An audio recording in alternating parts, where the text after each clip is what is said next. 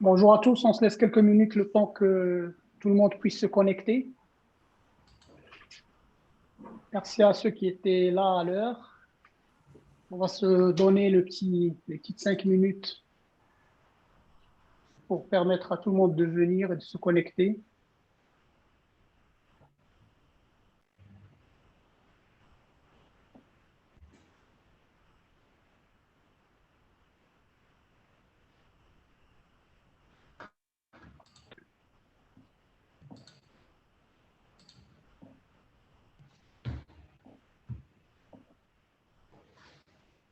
Ça va t'envoyer un lien.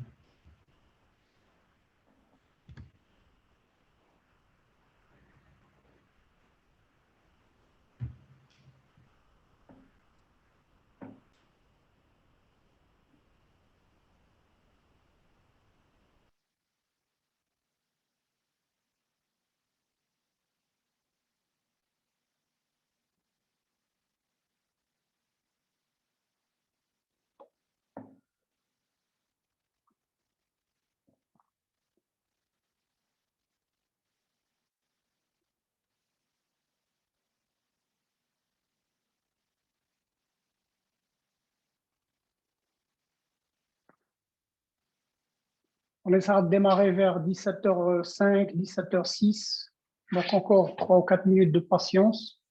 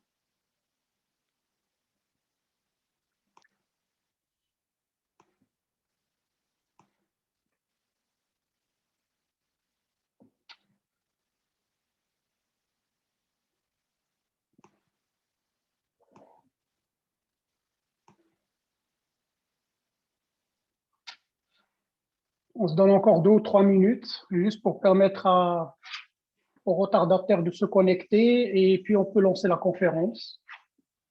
Je suis en train de voir le nombre de présents par rapport au nombre de personnes qui ont confirmé. 74. Ouais, on attend d'avoir quand même un chiffre qui s'approche plus de la moitié de ceux qui ont confirmé.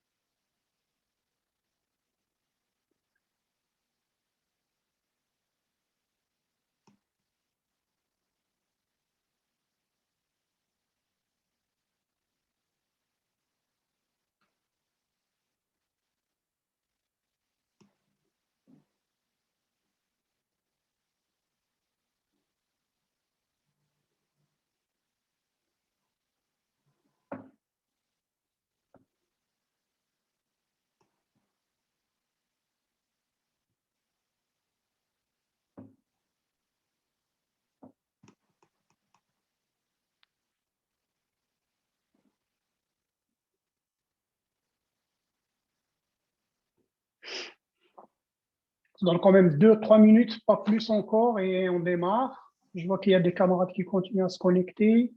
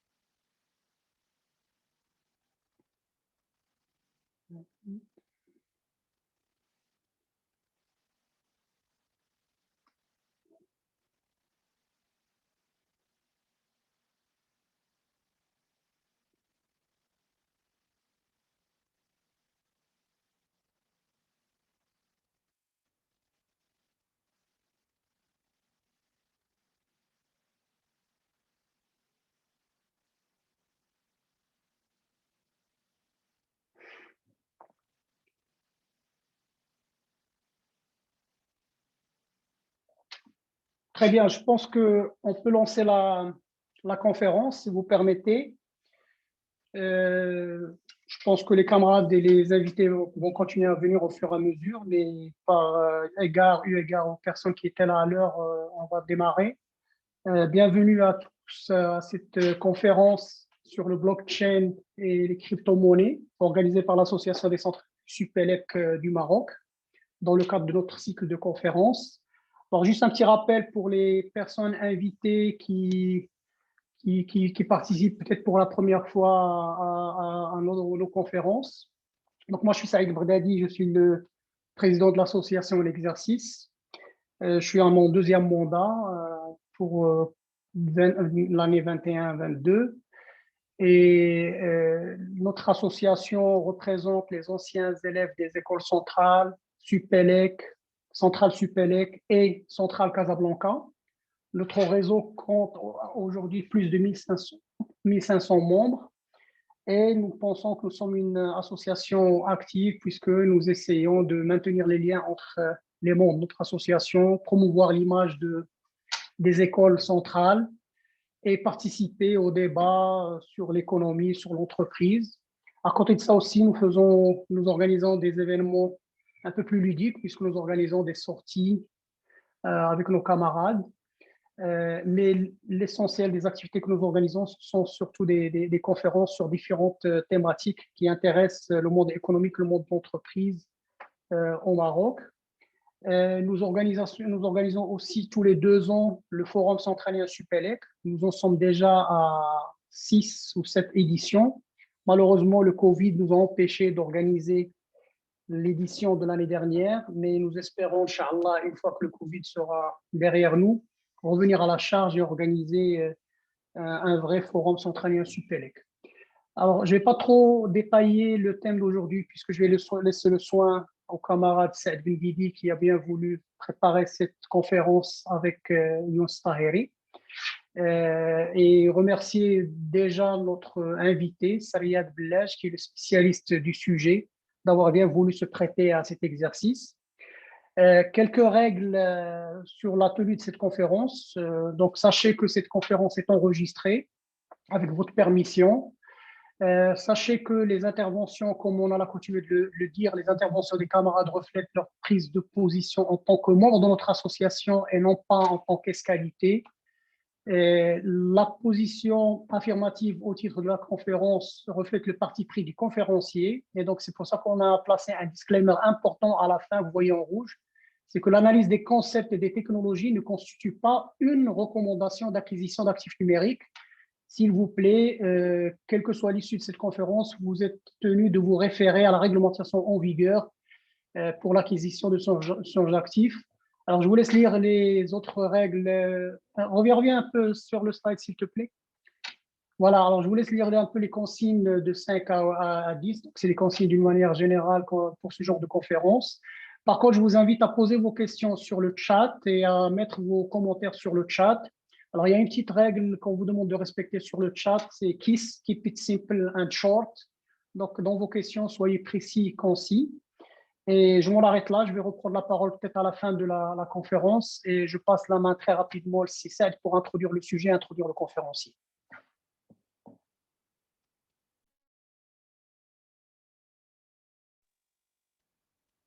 Ça, on ne t'entend pas. Peut-être que le micro est coupé. Bon, merci. Là, on t'entend mieux. Président Sissaïd, pour cette introduction. On va rentrer immédiatement dans le vif du sujet et je me permettrai aussi, au nom de l'ensemble des camarades et de l'association, de remercier Sibadr Bellaj qui a voulu se prêter à cet exercice, qu'il a préparé. Nous en sommes témoins, Younes Tahiri et moi-même, avec beaucoup d'attention et beaucoup de sympathie.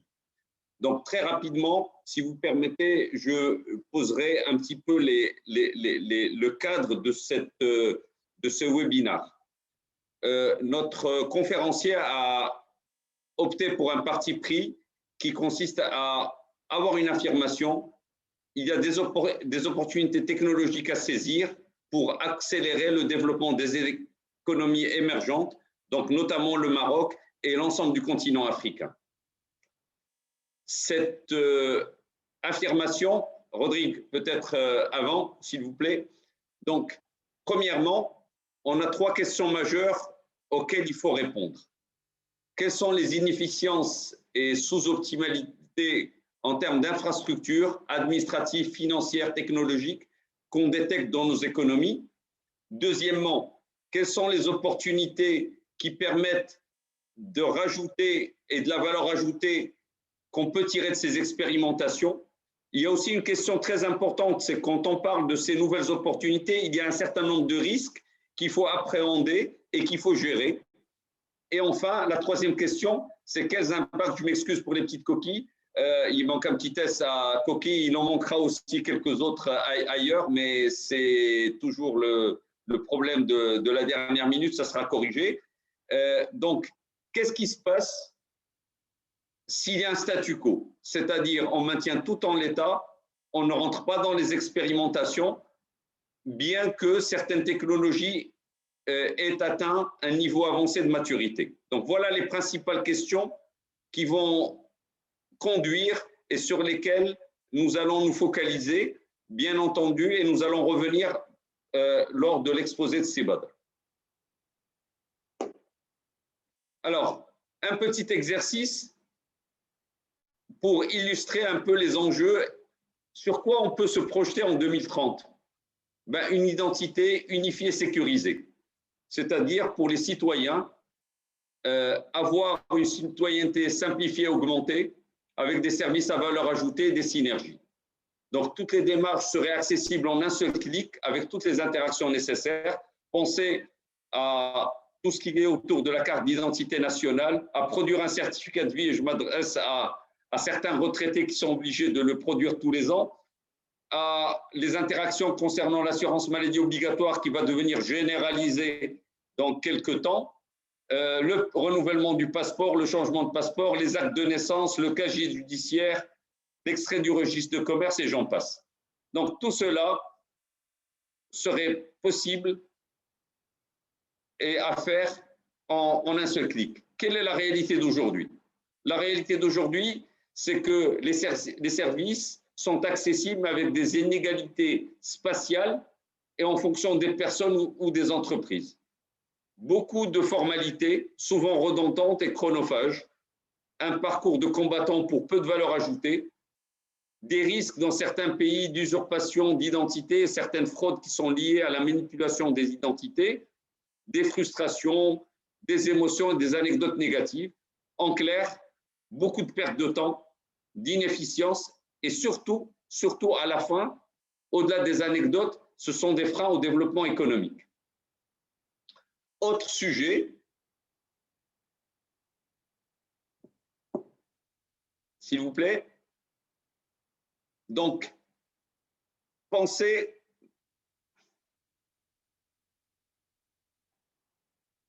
Page 12, s'il vous plaît.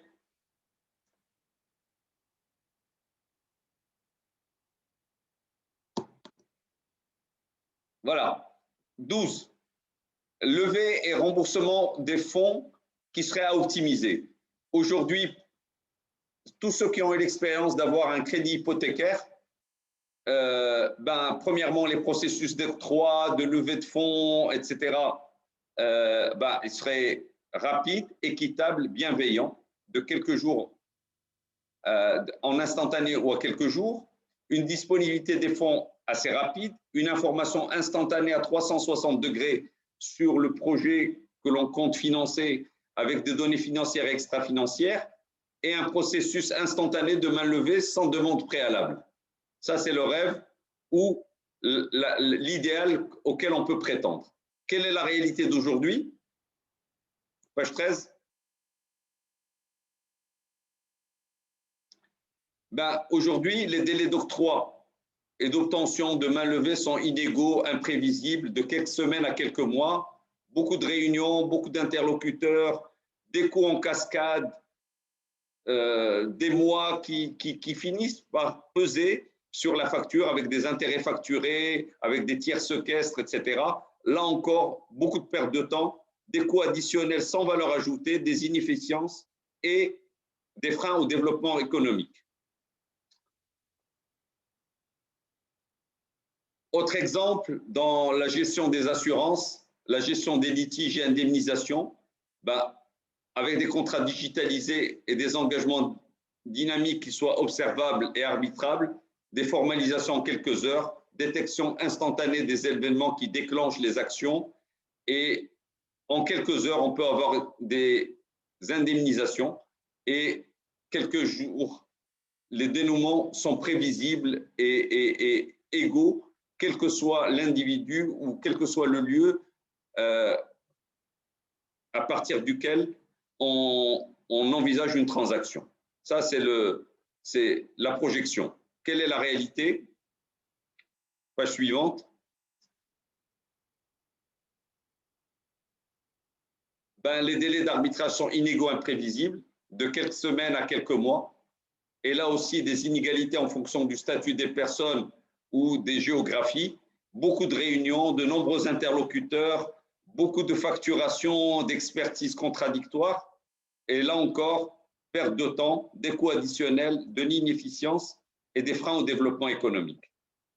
Donc, voilà quelques exemples pour poser un peu le débat et d'utilisation pratique des technologies, car au-delà, je pense que notre conférencier va aborder pas mal de points techniques, mais le but est, au-delà de la technologie ou de la technique en tant que telle, c'est de voir comment cette technique peut être utilisée comme levier afin de dynamiser les économies, de rendre la citoyenneté plus simple et d'avoir des accès plus égaux, transparents.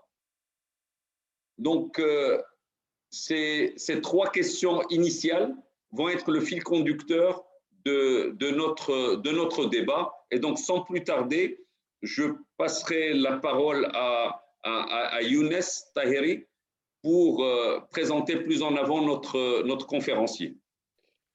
Merci beaucoup Cissé, merci beaucoup Cissé, merci à tous les participants et un grand merci à notre conférencier aujourd'hui, Si Badr, qui nous fait l'honneur et l'amitié d'être présent parmi nous. Et déjà quelques mots sur Si Badr que je voudrais introduire.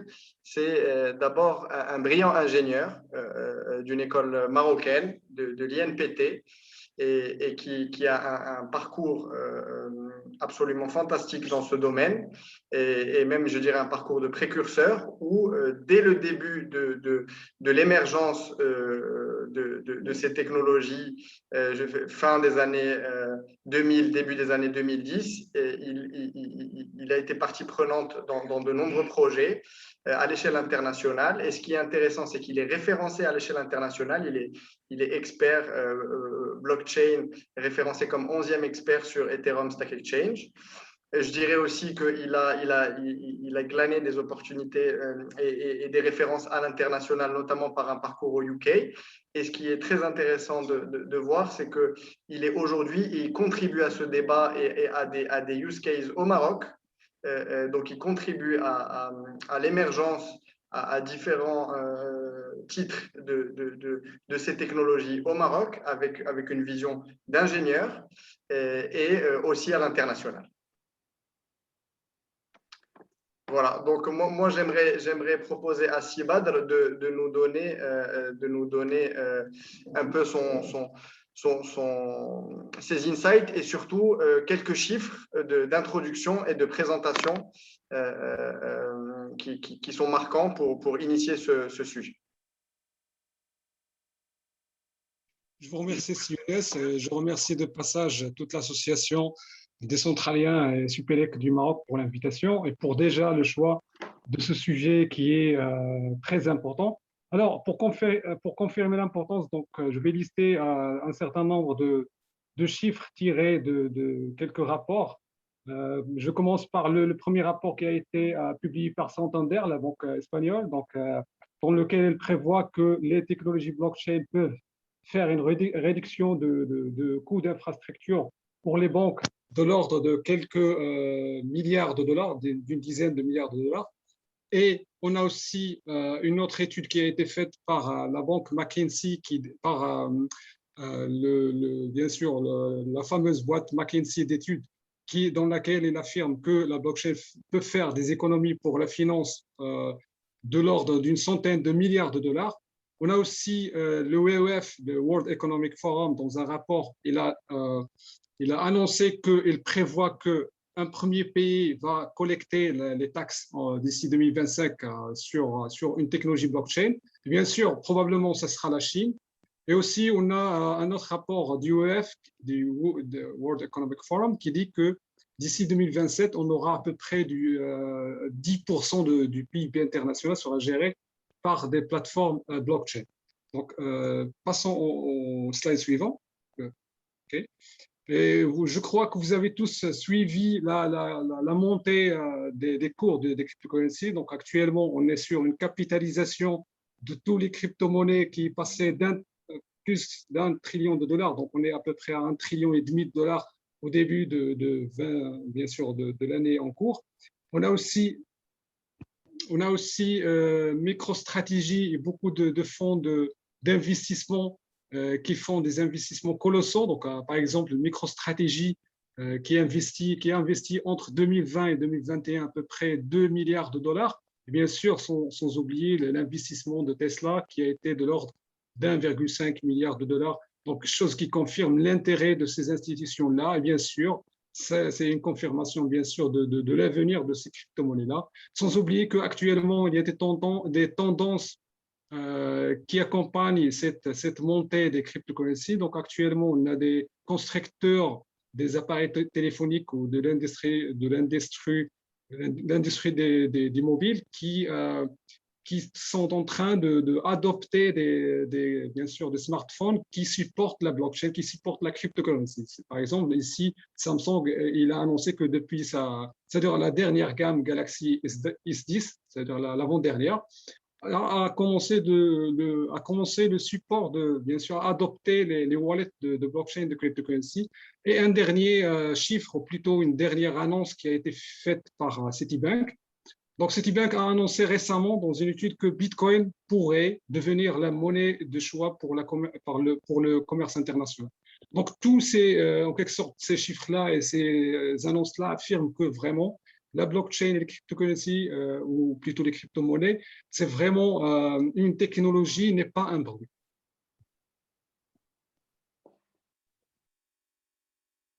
Donc,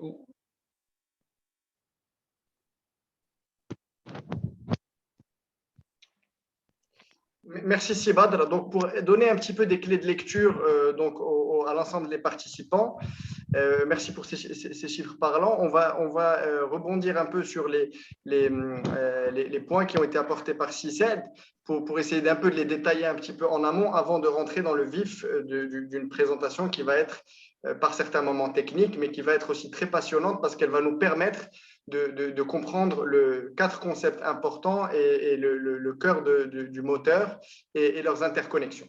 Donc, pour rebondir sur ce qu'a dit Cissed, effectivement, donc au-delà de l'identité digitale, du financement et de la gestion des litiges, on voit aussi d'innombrables autres constats d'inefficience et qui sont autant de gisements de valeur à saisir et sur lesquels ces technologies ont vraiment un impact fort.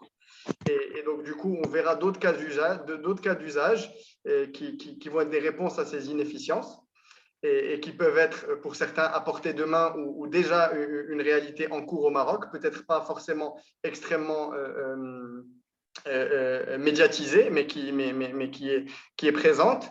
On verra aussi, à la suite de la présentation technique, pardon Rodrigue, tu peux rester sur la slide d'avant, qu'il y a des moteurs, des moteurs et des dénominateurs communs qui permettent de faire une analyse sur plusieurs secteurs avec les mêmes drivers logiques et on partagera aussi quelques recommandations et propositions de roadmap. Est-ce que tu peux passer à la slide suivante, s'il te plaît, Rodrigue? Voilà, et donc du coup aussi pour rebondir sur ce qu'a dit Cissed, il a parlé effectivement de risques et dérives. Donc il y a des risques qui sont peut-être inhérents à cette technologie, mais il y a aussi des risques généraux qui ne sont pas forcément liés à cette technologie. Donc il ne faudrait pas forcément faire une bijection entre ces risques-là. Et donc du coup on va les identifier et on va mettre en face quelques facteurs de mitigation ou quelques solutions apportées. Et on détaillera bien sûr le risque engendré par la non-appropriation de ces technologies. On peut faire référence notamment à d'autres technologies qui sont venues par le passé dans des révolutions industrielles. Aujourd'hui, on parle d'une révolution industrielle 4.0.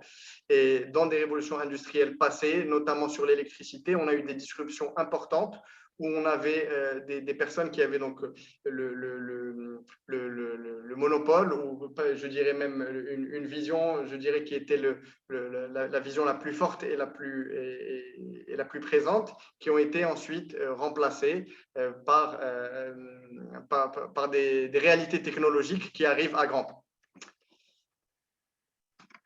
Rodrigue. Et enfin, pour rebondir aussi sur ce qu'a dit Cissed, on a fait des travaux pendant le mois avec Cissed et une équipe élargie de l'association des centraliens Supélec, qui visait à partager un certain nombre de recommandations et une vision sur une contribution au modèle de développement révisé et comment on voit le modèle de l'entreprise de demain. Et donc, il y a certaines recommandations qu'on avait partagées qui sont en connexion ou sur lesquelles il y a des liens donc avec la présentation d'aujourd'hui et qu'on se permettra de rappeler dans leur contexte et finir par les avantages majeurs des industries à retenir dans ce cadre. Donc, je laisse la main à Si Badr pour qu'il puisse partager sa présentation et avec la définition des concepts et les cas d'usage.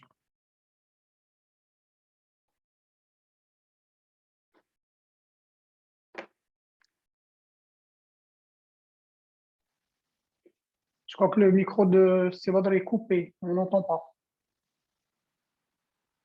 Ok.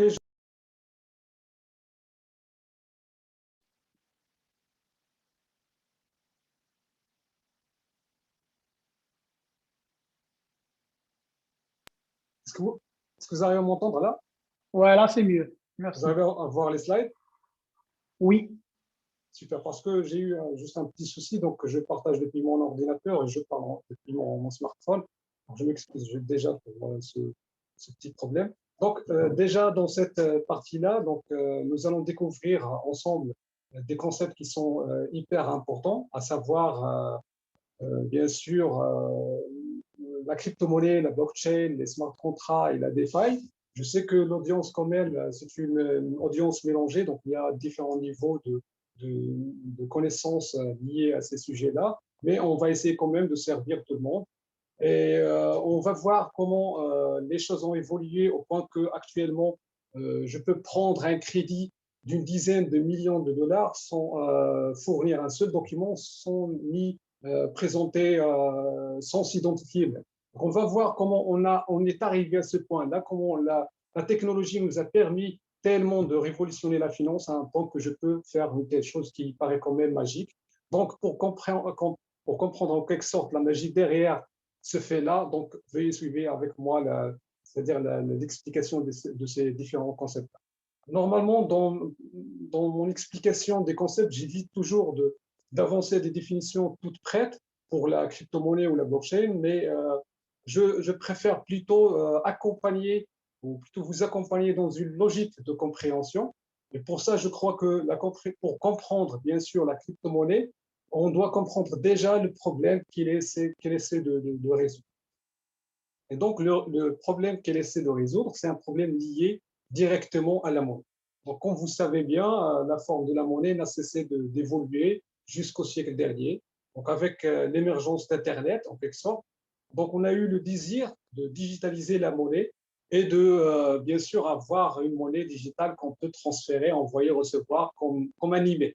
Et donc, ce désir-là a été concrétisé via plusieurs projets. Donc, on a créé plusieurs projets de monnaie virtuelle. Par exemple, on a le fameux projet qui est appelé DigiCash, qui a été créé dans les années 1989. Donc ça, c'était un très grand projet qui a rencontré un très grand succès. Il y a eu aussi beaucoup bien sûr, d'autres projets alternatifs, CyberCash, eGold, Bitcoin ou Liberty Reserve. Mais le problème, c'est tous ces projets-là ont été arrêtés pour différentes raisons. L'une des raisons est le fait que, comme tout type de monnaie, ils seront bien sûr utilisés pour des fins illicites. Et donc, les autorités qui déjà ne tolèrent pas avoir une monnaie concurrente, donc ils ont arrêté ces projets-là, comme c'était le cas pour le dernier projet, Liberty Reserve, qui a commencé en 2006. Et donc, le défaut de tous ces projets-là est le fait qu'il était arrêtable parce que leur architecture permet déjà cet arrêt, donc parce qu'il était toujours du fait, bien sûr, qu'il était centralisé autour d'une entité, d'une entreprise ou bien sûr une entité de quelconque nature. Donc, il suffit que l'entreprise fait faillite ou qu'elle soit arrêtée pour que la monnaie disparaisse. Et donc, les supporters de ce rêve d'avoir une monnaie digitale se sont heurtés en quelque sorte à ce cauchemar d'arrêt potentiel de tout type de monnaie virtuelle. Et donc, ce problème de monnaie digitale inarrêtable paraissait impossible à résoudre parce que, bien sûr, pour avoir une monnaie, on aura des fraudes, bien sûr. On aura des fraudes et donc, pour résoudre ces fraudes-là, on a besoin d'un organe central qui va valider les transactions. Mais une fois cette autorité est là, on a un talon d'Achille, bien sûr, et le projet est vulnérable à l'arrêt. Donc, en quelque sorte, c'est un dilemme. Et donc, à ce niveau-là, on peut dire que dans le siècle passé, il fallait en quelque sorte pour créer une monnaie virtuelle, il fallait la créer d'une façon autre que centralisée, c'est-à-dire créer une monnaie virtuelle qui est décentralisée, qui ne présente pas un talon d'Achille. Mais le comment, c'était bien sûr, c'était la question parce que c'est difficile quand même de créer une monnaie décentralisée, en même temps assurer que la monnaie fonctionne d'une façon correcte, sans fraude. Et donc, la question se traduit en comment peut-on assurer la confiance et le bon fonctionnement de ces monnaies-là virtuelles sans avoir une entité centrale. Donc, la première solution qui a été présentée, c'était en 2008, et bien sûr, c'était Bitcoin. Donc, un certain monsieur ou madame qui s'appelle, bien sûr, qui a choisi pour nickname Satoshi Nakamoto, qu'on ne connaît pas, a publié un papier en 2008 dans lequel il présente sa solution de monnaie électronique qui résout ce problème, c'est-à-dire une monnaie instoppable qui n'utilise pas d'organe central pour valider les transactions. Et donc, vous pouvez trouver bien sûr le papier initial sur le lien qui figure sur cette slide-là. Et donc, à travers ce papier, Nakamoto présente Bitcoin comme étant un système de paiement purement pair à pair, qui permet des paiements en ligne, en direct, d'une partie à l'autre, sans passer par une institution financière, donc sans passer par un tiers de confiance ou un organe central. Donc, une année après, il a mis en service, c'est-à-dire il a concrétisé son projet sous format d'un réseau qui s'appelle Bitcoin, qui a rempli toutes ses promesses parce qu'on a essayé de l'arrêter au début, mais on a échoué parce que c'est un système décentralisé, il n'y a pas vraiment un talon d'Achille qu'on peut utiliser contre le système. Et donc, à ce niveau-là, on a compris que Bitcoin, c'est une solution au problème dont on a souffert lors de la fin du siècle passé, le problème d'avoir une monnaie digitale inarrêtable. Mais la question qui reste, comment ce projet arrive à corps et applique la même action. Donc, si on zoome sur le premier élément, c'est-à-dire le ledger ou la blockchain, donc on va trouver bien sûr qu'il s'agit d'un registre de transactions qui adopte une structure très spécifique. Dans ce registre, les données sont ajoutées à intervalles temporels. Donc, dans le cas de Bitcoin, c'est 10 minutes. Donc, à chaque 10 minutes, on ajoute une liste ou une unité qu'on appelle bloc. Donc, bloc, c'est juste une nomenclature en quelque sorte. C'est une unité d'ajout des transactions dans le ledger, dans le registre. Donc, c'est une sorte de liste de transactions. C'est juste une entité logique qui représente une liste de transactions qui ont été validées, acceptées par l'ensemble du réseau. Et pour assurer une meilleure sécurité et intégrité des données, au niveau bien sûr de ce ledger-là, les blocs sont entreliés en quelque sorte en ajoutant, on applique une simple règle, c'est-à-dire on ajoute à un nouveau bloc, on lui ajoute bien sûr une empreinte digitale de l'ancien bloc, créant ainsi une sorte de liste.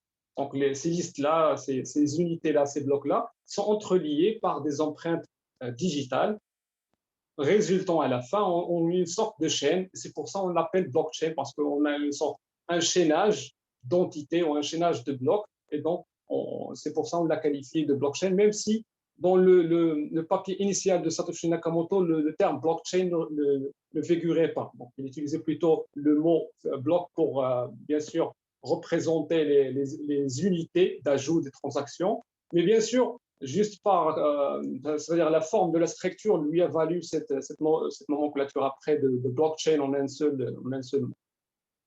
Donc, alors cette empreinte-là, c'est juste en quelque sorte une valeur unique calculée par une fonction cryptographique injective, c'est-à-dire de telle sorte qu'à chaque valeur d'entrée, une valeur unique est associée à la sortie. Et par conséquent, l'empreinte dépend du contenu du bloc. Si un seul bit change dans le bloc, donc l'empreinte va changer bien sûr par conséquent. Et la nouvelle empreinte, bien sûr, si on retourne à la chaîne, et la nouvelle empreinte ne correspondra plus à l'empreinte qui est enregistrée dans le bloc suivant, et donc ainsi, la chaîne sera cassée. Donc c'est en quelque sorte une mesure, ce chaînage-là, c'est juste une mesure pour assurer l'intégrité de l'information au niveau du ledger lui-même. Donc, si moi, j'ouvre un ledger de quiconque, je peux facilement comparer, recalculer les empreintes, et je peux checker que les informations n'étaient pas changées au niveau des blocs antérieurs. En plus que ça, si quelqu'un même veut changer une information au niveau d'un bloc, il doit changer toutes les empreintes qui sont enregistrées dans les blocs suivants. On va voir après que c'est une opération, dans le cas de Bitcoin, c'est une opération très coûteuse. Et donc, c'est en quelque sorte une couche de protection dans le réseau qui fait qu'il est impossible de changer l'information dans la blockchain, dans un réseau donné. C'est pour ça qu'on dit que la blockchain, c'est un registre immutable et donc l'information reste dedans pour toujours. Donc, si on télécharge la blockchain de Bitcoin et on l'ouvre, on va trouver un dossier dans lequel on va trouver un certain nombre de fichiers.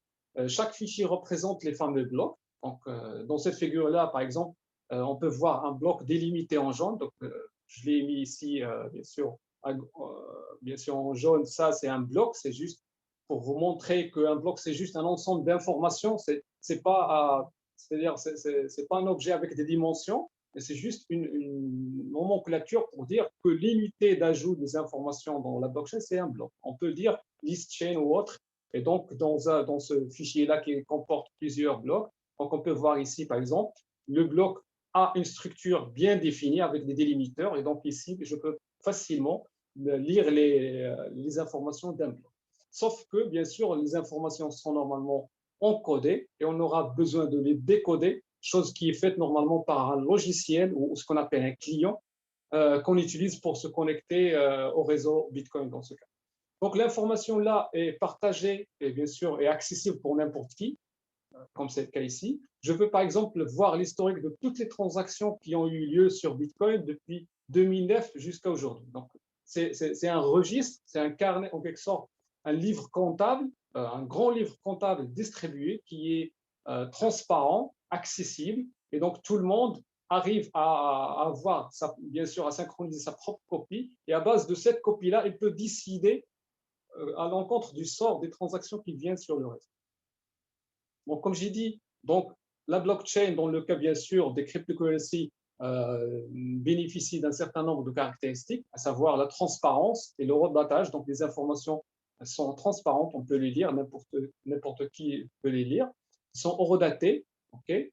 Aussi, on a l'immutabilité, c'est-à-dire la donnée ne peut pas être changée. On a vu, bien sûr, le concept de chaînage de l'information qui représente en quelque sorte une protection pour avoir cette immutabilité. Aussi, et surtout, la troisième caractéristique, c'est un ledger scellé et protégé par un consensus mécanisme. C'est-à-dire, l'information ne peut être ajoutée à ce registre-là que si l'ensemble du réseau arrive à consensus vis-à-vis de l'information, bien sûr, à ajouter en utilisant un protocole donné de consensus qu'on va voir dans un moment. Donc, pour vous rapprocher davantage les concepts blockchain, crypto-monnaie, je vais présenter le process de validation d'une transaction en réseau Bitcoin, en quelque sorte le workflow. Donc, dans cet exemple-là, on va faire en quelque sorte Bob. Par exemple, on va prendre l'exemple d'un monsieur Bob qui veut envoyer des Bitcoins à Madame Alice. Donc, tout d'abord, les deux doivent installer un software pour se connecter, bien sûr, ce qu'on appelle un client, pour se connecter au réseau Bitcoin. C'est comme pour utiliser Internet, tu dois, ou le web plutôt, tu dois avoir un navigateur. Donc, pour se connecter au site web, pour, je sais pas, lire les news, etc., tu dois avoir un navigateur. Donc, la même chose ici, pour se connecter à un réseau blockchain, tu dois avoir un client. Dans le cas, par exemple, Bitcoin, je dois avoir un client Bitcoin. Donc, ce même client-là va générer une identité cryptographique. Là, vous avez les clés. Donc, j'ai une clé privée et une clé publique avec une adresse. Donc, dans les réseaux blockchain, en général, on travaille avec les adresses. C'est comme pour les emails. Donc, pour m'envoyer des fonds, vous allez utiliser mon adresse. Pour que je vous envoie des fonds, je vais utiliser votre adresse. Et donc, ce client-là fait normalement toutes les opérations, la génération, bien sûr, de l'identité cryptographique, la génération des adresses, etc. Une fois on est connecté, on a notre, bien sûr, identité cryptographique, le client, normalement, va se connecter au réseau et il va synchroniser une copie de la blockchain, bien sûr, dans le cas idéal. Et donc ici, une fois synchronisé, Bob va initier une transaction, donc, bien sûr, en utilisant l'adresse du destinataire d'Alice. Bien sûr, il connaît l'adresse d'Alice parce qu'Alice lui a communiqué l'adresse, parce que normalement, les adresses en Bitcoin sont pseudo-anonymes, donc on ne peut pas connaître la personne derrière, on utilise juste des adresses. Mais là, on suppose que Alice a déjà communiqué son adresse à Bob. Donc Bob, qu'est-ce qu'il va faire? Il va générer une transaction, va la signer bien sûr avec sa clé privée. Il va, bien sûr, pour assurer que c'est vraiment lui qui a initié la transaction, pas quelqu'un d'autre à sa place. Donc, il va envoyer sa transaction vers le réseau. La transaction sera bien sûr acceptée par le réseau et partagée. Donc, une fois reçue, donc chaque nœud, ou plutôt chaque membre du réseau va la forwarder, va la transférer à l'autre. Et donc, jusqu'à ce qu'il arrive à ce qu'on appelle des validateurs. C'est bien sûr, c'est des entités qui veillent à la validation des transactions. Bien sûr, n'importe qui peut devenir un validateur, c'est ouvert, donc ce n'est pas réservé, ce n'est pas comme les banques, c'est-à-dire tu dois avoir un statut spécifique. Donc, c'est juste des gens bénévoles qui valident les transactions. Alors, ces gens, qu'est-ce qu'ils font? Ils collectent les transactions, les valident contre leur copie de la blockchain. C'est là où émane la force de la décentralisation. Donc, chacun ne fait confiance qu'à la copie dont il dispose. Donc, chacun va former un bloc. Et une fois le bloc, bien sûr, est proposé, donc chacun va former son propre, on va faire appel à un consensus mécanisme, une sorte de vote, on va le voir en détail après, une sorte de vote qui va déterminer quel validateur ajoutera son bloc. C'est-à-dire quel bloc sera ajouté parmi les blocs qui ont été proposés à un moment, à un intervalle temporel dans le réseau. Et donc, si on arrive, par exemple, on se met d'accord que le bloc en rouge, c'est le bloc qui sera ajouté. Donc, la transaction, bien sûr, de Bob a été incluse dans ce bloc-là. Et donc, une fois le bloc a été accepté par l'ensemble du réseau, donc il sera synchronisé par l'ensemble des réseaux et on va l'ajouter chacun dans sa propre copie de la blockchain. Et ainsi, on considère que la transaction qui a été envoyée par Monsieur Alice, par Monsieur Bob, excusez-moi, a été validée et que Madame Alice a vraiment reçu ces fonds. Et comme vous l'avez vu, il n'y a pas d'intermédiaire, il n'y a pas un organisme ou un organe central qui a influencé la validation de la transaction. C'était du pair-to-pair, c'est-à-dire c'est une validation collective au niveau du réseau qui a fait que la transaction a été validée et que les fonds ont arrivé à Madame Alice. Donc, là, on va discuter du process de minage et de validation, parce que je sais que c'est un processus qui est quand même un peu difficile à expliquer, mais je vais le faciliter au maximum. Donc, alors, supposons, alors, comment, la question qui va se poser, comment dans un réseau décentralisé, on peut arriver à un consensus vis-à-vis les blocs, ou plutôt les blocs, bien sûr, des transactions à ajouter. Normalement, si on procède, la façon la plus simple, c'est bien sûr de procéder par vote. Donc, qu'est-ce qu'on va faire? Chacun, je sais, par exemple, de nos réseaux, va voter contre ou pour le bloc qu'il soit ajouté ou non. Mais supposons qu'on vote par identité, comme dans les votes classiques, le réseau, bien sûr, va suivre, le réseau va suivre donc la décision de la majorité, mais sauf que si une personne crée plusieurs comptes, ou génère plusieurs identités, il pourra donc influencer le résultat du vote. Et donc, ça ne sera pas pratique de faire un vote par compte ou par identité, parce que déjà, on ne connaît pas les utilisateurs, et donc, ça sera un problème, et donc la validation peut être bien sûr influencée par les acteurs malhonnêtes. Donc, on veut avoir un vote, mais vote par identité, ce sera un vote impossible, vraiment impossible, surtout avec la présence des acteurs malhonnêtes. Donc, face à ce problème, Satoshi a adopté un type différent de vote qui est une formule très simple. C'est un vote par puissance de calcul exprimé par la formule que vous voyez, un vote égale un CPU. Donc, le pouvoir de vote dépendra du matériel impliqué dans l'opération du vote et non pas du nombre de comptes qui sont contrôlés par une entité donnée. Donc ainsi, chaque entité va, contrairement à l'exemple précédent, va agréger bien sûr sa puissance de calcul pour avoir plus de pouvoir de vote, bien sûr, et voter pour son propre bloc.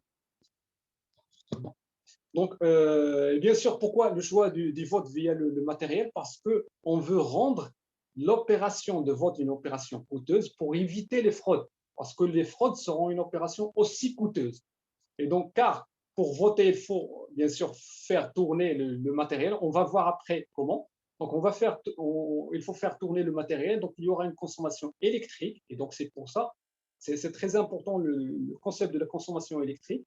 Donc, bien sûr, pour voter, vous devez bien sûr investir de l'argent pour acheter du matériel, mais aussi il faut avoir une consommation électrique. Pourquoi? Pour en quelque sorte avoir un coût de vote.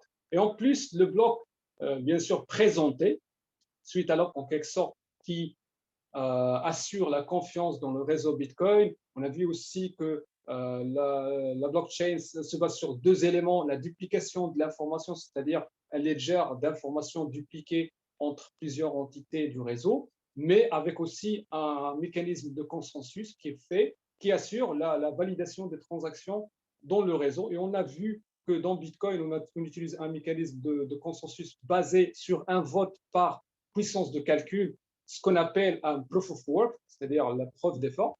Donc, en quelque sorte, c'est un système qui protège le réseau contre, bien sûr, les acteurs malhonnêtes et qui assure que le réseau opère d'une façon autonome sans qu'on fait appel à une entité, à un organe central. Donc, ça, c'était les premiers concepts qui ont apparu, bien sûr, en 2008, 2009 jusqu'à 2010. Après, il y a une évolution vers ce qu'on appelle les smart contracts. Donc, l'idée, c'était injecter ou ajouter, bien sûr, d'équiper l'ensemble des membres du réseau par des environnements d'exécution informatique qui peuvent exécuter des programmes, bien sûr, déployés par les utilisateurs. Donc, ces programmes-là, bien sûr, ce sont des scripts qui représentent un ensemble d'instructions codifiées dans des langages de programmation, vu que, bien sûr, dans des langages de programmation, là, j'ai mis un exemple sur ma droite. Bien sûr, c'est un smart contract qui gère le vote. Donc, un smart contract, c'est une représentation d'un contrat classique, mais sous format d'un script écrit dans un langage de programmation moderne, un langage de programmation proposé par le projet de la blockchain. Et vu que l'exécution de ces programmes-là, de ces smart contracts, est distribuée, liée à la blockchain, parce que personne ne peut influencer les outcomes, c'est-à-dire les résultats d'exécution de ces programmes. Donc, on a investi en quelque sorte la puissance de distribution de la blockchain pour faire, ou plutôt pour créer des scripts, des programmes décentralisés, instoppables et surtout inviolables et influençables. Donc actuellement, je peux mettre en place un programme, le faire tourner sur la blockchain. Personne sur Terre ne peut l'arrêter ou changer les résultats de son exécution, contrairement à n'importe quel autre programme qui existe sur Terre. Et donc, si je rapproche bien sûr le concept par un exemple, si on a ici toujours Alice et Bob, donc les deux veulent faire un jeu de devinette, bien sûr, ils veulent deviner les résultats des élections des États-Unis. Donc, qui va gagner, est-ce que Trump ou Biden? Donc, les deux ne se partagent pas de connaissances mutuelles, voire ne se connaissent même pas. Donc, qu'est-ce qu'ils vont faire? Ils vont codifier les termes du jeu dans un smart contract. Un smart contract, comme j'ai dit, c'est juste un ensemble d'instructions écrites dans un langage de programmation. Donc, c'est comme tous les programmes classiques, sauf là, on parle d'un programme qui va tourner dans un réseau distribué, voire la blockchain. Donc, on va mettre les instructions, par exemple, si Trump gagne, donc Bob reçoit la mise. Donc, si Biden gagne, c'est Alice qui va gagner. Donc, et on va déployer, l'un des deux ou les deux va déployer le code dans la blockchain. Une fois déployé sur blockchain, personne sur Terre ne peut bien sûr influencer ce programme-là. Donc, une fois on connaît par exemple que bien sûr c'est Biden qui a gagné, donc le contrat va bien sûr envoyer les fonds à Alice, non pas à Bob. Et donc ça, c'est un simple exemple qui montre que des gens qui ne se connaissent pas, qui ne se partagent pas de confiance, peuvent mettre entre eux un contrat, c'est pour ça qu'on l'appelle un contrat. Donc, ils peuvent mettre un code, un bout de code, un script, et le mettre sur la blockchain. Et l'exécution de ce script-là, bien sûr, va remplir les clauses du contrat qui a été prédéfini au préalable. Donc, avec les smart contracts, bien sûr, ce simple concept que je viens de présenter, les usages sont énormes. Actuellement, on parle d'un concept qui est très, très important, qui est la tokenisation. Donc, avec un smart contract, on peut créer une représentation de n'importe quel objet. C'est comme le digital twin. Donc, l'idée, c'est qu'on peut créer des smart contracts qui enregistrent et identifient des objets qu'on peut échanger via la blockchain par des transactions. Donc, on peut par exemple tokeniser une maison, on peut tokeniser par exemple de l'or, n'importe quel objet qui existe en réalité, on peut tokeniser et le représenter ce format d'un jeton géré par un smart contract. Et ce jeton-là peut être échangé, acheté. Bien sûr, on peut lui appliquer n'importe quel type d'action. Et donc, ce simple concept-là, on peut en dériver un certain nombre de cas d'usage et bien sûr de cas d'usage qui sont plus complexes que la simple tokenisation. Par exemple, avec un simple smart contract, bien sûr, de token, on peut créer ce qu'on appelle une DAO, Decentralized Autonomous Organization, c'est-à-dire une organisation autonome et décentralisée. Ça veut dire quoi? C'est une organisation gérée par plusieurs nombres d'acteurs. Et ces acteurs-là, où la décision est prise suivant la distribution des tokens, ou plutôt bien sûr des tokens de cette DAO-là, à peu près comme les actions dans une entreprise. Donc, pour créer une DAO, qu'est-ce qu'on fait? On va créer un smart contract qui représente cette DAO-là, cette organisation-là. Même, par exemple, l'association des centraliens peut se transformer en une DAO, c'est-à-dire générer des actions et des tokens, et chacun peut bien sûr influencer la décision de l'association en fonction des tokens qu'il détient. Et bien sûr, ça, c'est une opération autonome via la blockchain et voire même anonyme. Donc, on peut même faire bien sûr, prendre de la décision à un niveau macroscopique sans s'identifier. C'est-à-dire, on fait appel juste au smart contract et en consommant, bien sûr, en utilisant les tokens dont dispose chacun, on peut décider d'une façon collective. Donc, ça, c'est un concept très important. Bien sûr, je l'introduis parce que c'est lié au point qui va venir après, qui est la DeFi. Mais je le souligne parce que c'est un concept qui actuellement essaie de remplacer tout type d'organisation et de les transformer dans sous format de DAO, c'est-à-dire d'organismes décentralisés. Donc, on peut prendre même une banque, la décentraliser, on peut prendre n'importe quel organisme et le décentraliser en utilisant juste des smart contracts et donner la décision aux déteneurs des tokens, c'est-à-dire automatiser la décision en utilisant juste les smart contracts. Donc alors, qu'est-ce que c'est la DeFi? Moi, j'ai aimé bien inclure ou ajouter ce concept, même si c'est un concept un peu avancé pour les novices, parce que déjà, il faut comprendre ce que c'est la blockchain, ce que c'est la crypto-monnaie, ce que c'est les smart contracts, tokenisation, bien sûr, et DAO, pour bien sûr arriver à la DeFi. Mais j'ai aimé le souligner parce que vraiment, c'est un domaine hyper important et c'est le domaine qui permet, bien sûr, la promesse que j'ai faite au début, c'est-à-dire de faire un crédit d'une dizaine de millions de dollars sans présenter un seul papier ou même sans s'identifier. Donc, alors, c'est quoi la DeFi? Ma propre définition, c'est une nouvelle finance sans banque. Donc, c'est assez parlant. C'est-à-dire, on est en train de bâtir une finance qui ne fait pas appel à des banques ou à n'importe quelle institution financière. C'est une finance décentralisée, d'où le nom, Decentralized Finance, ou même ouverte, Open Finance, qui est en train de vraiment d'agrandir et qui peut être vraiment un concurrent à la finance ou même une alternative à la finance classique. Donc, je vais donner juste brièvement quelques concepts, quelques exemples plutôt, parce que la DeFi aura besoin d'une présentation à elle seule. C'est tellement complexe, c'est tellement riche en informations qu'on peut bien sûr se documenter dessus, lire même des ouvrages. Mais bon, là, je vais donner un premier exemple, c'est qu'en DeFi actuellement, je peux faire un crédit, bien sûr, avec, bien sûr, le premier cas ici, c'est avec collatéral, bien sûr, sans que le projet me demande ni des documents, ni de s'identifier. Donc, je peux rentrer sur un projet qui s'appelle MakerDAO. Et ce MakerDAO fonctionne avec ce qu'on appelle une stablecoin, c'est-à-dire une coin qui a une valeur stable.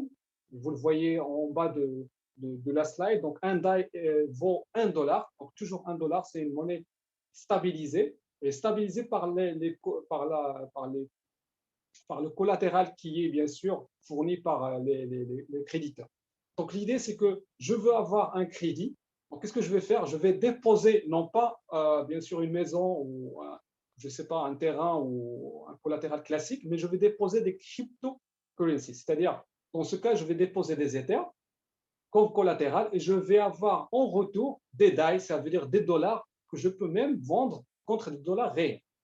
Et le collatéral restera mes cryptocurrencies. Donc, une fois que je vais terminer, bien sûr, je vais consommer mon crédit. Une fois remboursé, j'aurai mon collatéral en échange. Et ça passe d'une façon très facile, très simple, sans document, sans attente, sans rien.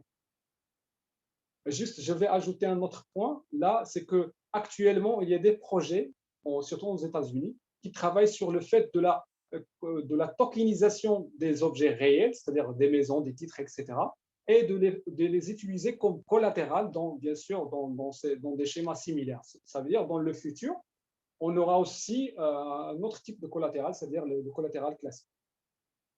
Donc, un deuxième cas, et c'est ça c'est-à-dire le cas d'usage que j'ai annoncé au début, c'est-à-dire un cas qui me permet de faire un crédit des dizaines de millions de dollars sans présenter rien, même sans présenter un collatéral.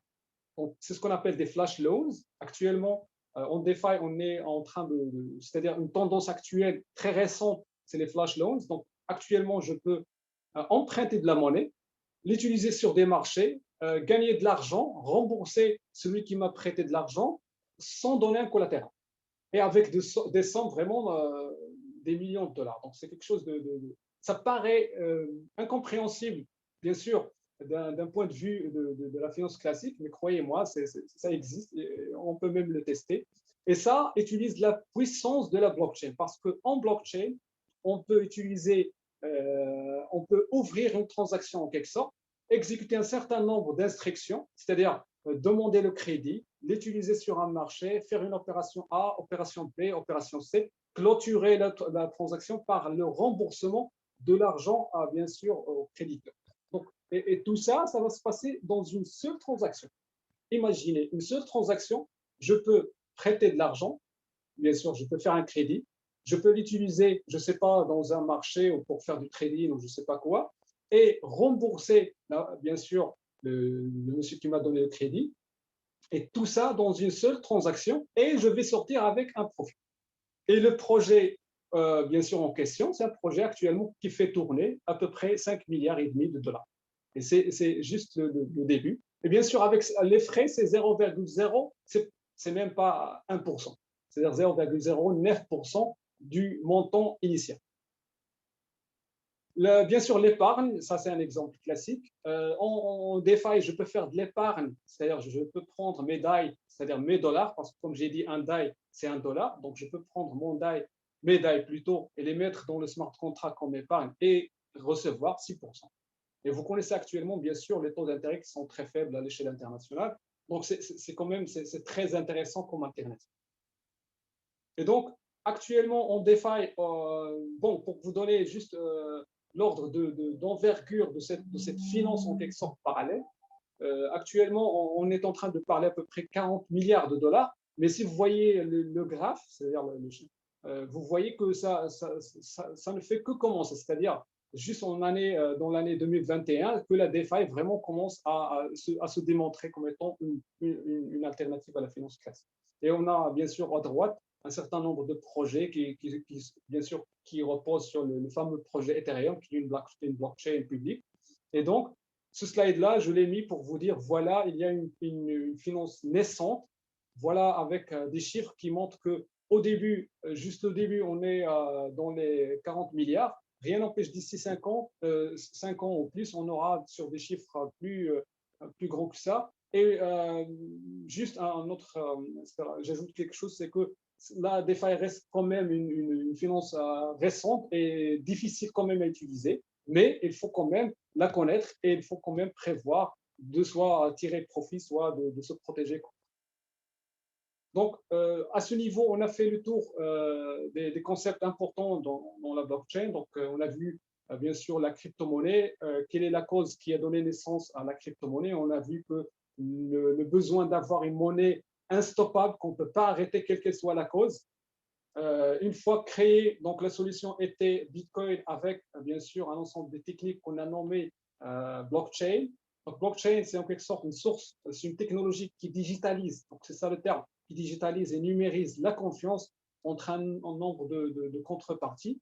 Une fois on a compris la blockchain, on a compris que ça base sur la duplication de l'information et aussi sur un consensus mécanisme, donc un vote collectif qui fait qu'on converge vers une décision collective. Et on a vu qu'il y a des déclinaisons de la blockchain, à savoir le smart contract et ses usages, ça veut dire la tokenisation, les DAO, la finance décentralisée. Mais revenons bien sûr à nos moutons en quelque sorte. Donc l'application de la blockchain bien sûr dans les industries. Donc ici, je vais présenter quelques cas qui sont soit opérationnels, soit qui seront opérationnels dans un futur très très proche. Donc le premier cas d'usage, c'est le projet TradeLens. C'est un projet d'envergure internationale, bien sûr soutenu par deux géants, IBM et Maersk, bien sûr, au service, qui essaie de servir les acteurs de la supply chain et des douanes pour faciliter en quelque sorte les échanges pour une conformité accrue, parce que bien sûr il y a beaucoup d'échanges et beaucoup de problèmes de conformité déjà sur les process classiques. Donc ce secteur, bien sûr, dans le secteur de transport maritime et de supply chain, donc a besoin bien sûr de telles initiatives parce qu'il y a beaucoup de problèmes dont il souffre. Par exemple, ici j'ai mis quelques statistiques. Un simple envoi d'un conteneur, par exemple de l'Afrique de l'Est vers l'Europe, nécessite l'interaction entre une trentaine d'organisations et plus de 200 communications entre eux. Donc, c'est quand même, c'est très, il y a un enchevêtrement et quand même, ça peut induire à l'erreur. Il y a une étude qui a été faite par IBM, donc c'est quand même par un des acteurs derrière le projet, qui a démontré qu'en utilisant TradeLens, on peut réduire le temps de transit par 40%. Et si c'est le cas, c'est vraiment très intéressant. Et cet intérêt-là a fait que plusieurs acteurs au niveau national, ou des acteurs, bien sûr, par exemple, dans le cas de CMA-CGM, qui est un acteur historique des transporteurs maritimes français, qui sont des acteurs, bien sûr, des partenaires historiques pour le Maroc, ont rejoint le projet. On a aussi, selon les news, Tangemed s'est allié au projet, donc est devenu un des ports qui ont rejoint l'initiative. Et donc là, on est devant un projet d'envergure internationale qui se base sur la blockchain, qui est en train de frapper un autre. Le deuxième projet, c'est Mobi. Donc, c'est un projet, c'est un consortium formé en 2018 pour développer une mobilité intelligente basée sur, bien sûr, sur la blockchain. L'idée est de connecter les véhicules à la blockchain via un digital twin sur la blockchain. Bien sûr, un digital twin, c'est juste une représentation digitale d'une entité réelle sur un monde virtuel. Donc là, c'est sur la blockchain.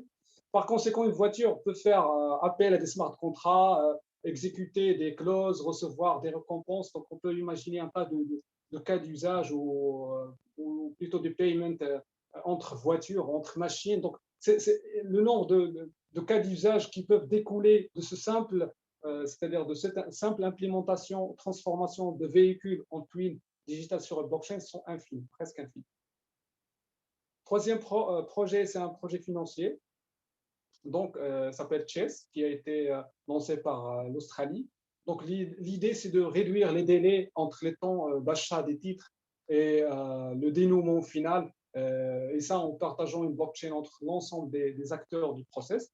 Je ne sais pas si vous avez une connaissance, normalement, il y a un certain nombre d'acteurs qui rentrent. Il y a la société de bourse, il y a la bourse, il y a normalement l'AMC, par exemple, j'ai oublié son titre, et la Banque centrale, par exemple. Donc là, on a bien sûr Et le dépositaire central aussi. Exactement, le dépositaire central, c'est ça normalement le terme. Et donc cette chaîne d'acteurs qui rentre sur, bien sûr, cette chaîne d'acteurs rend bien sûr les opérations. Il y a un temps, bien sûr, qui est généré par le fait qu'on a besoin d'avoir des interactions séquentielles de tous ces acteurs-là. Et généralement, par exemple, dans le cas même de Maroc, je crois qu'on est sur J+3 pour passer de l'achat vers le dénouement. Donc en utilisant la blockchain, donc au lieu d'avoir un traitement séquentiel, bien sûr, de ces actions-là, de ces actes d'achat et de dénouement, on aura des actions plutôt en parallèle. Tout le monde a la même information, on agit sur la même blockchain, donc on passera de J+3 vers de l'instantané. Et bien sûr, qui dit réduction de temps, dit réduction, bien sûr, des gains, des profits, des gains financiers. Un quatrième projet, c'est pour un projet de cadastre. Ce projet résout un problème dont souffre sévèrement le Maroc. Je crois que vous le connaissez, c'est la spoliation foncière. Même Sa Majesté l'a souligné plusieurs fois. Donc l'idée, c'est de gérer le titre foncier via la blockchain. Donc ça, c'est un projet au Ghana. Donc l'idée, c'est de mettre en place une blockchain qui en quelque sorte rassemble tous les acteurs qui rentrent sur, bien sûr, bien sûr, dans cette chaîne d'action en tout ce qui concerne le cadastre. Donc l'idée, c'est qu'on peut garantir la propriété d'un terrain ou d'un bien à un monsieur en utilisant la blockchain. En quelque sorte, la blockchain sera utilisée comme un coffre-fort pour protéger les titres des gens. Donc, si quelqu'un veut faire de la spoliation foncière, on peut facilement le détecter. Alors, ça, c'est un cinquième, c'est avant-dernier, donc je crois que j'ai trop parlé, donc j'ai essayé de terminer. Donc, le cinquième cas d'usage, c'est un cas d'usage lié qui marie entre la finance et l'énergie. Là, c'est un projet qui a été lancé par Nasdaq. Donc, eux, ils ont un projet blockchain qui s'appelle Link pour des usages à orientation financière. Mais là, ils ont connecté leur système blockchain à un projet qui utilise des compteurs intelligents pour, bien sûr, générer vers la fin des certificats, bien sûr, d'électricité verte qui prouvent que vraiment cette énergie-là a été générée par, bien sûr, des moyens verts. Et donc, ces certificats-là sont utilisés sur la plateforme Link de Nasdaq qui peuvent être vendus ou achetés par la suite. Donc, en quelque sorte, on utilise la blockchain pour prouver la véracité, en quelque sorte, l'authenticité plutôt de ces certificats-là, que vraiment cette électricité-là a été générée d'une façon verte. Et voilà, et voici le certificat qui n'a pas été altéré et qui ne peut pas être, bien sûr, altéré par la suite.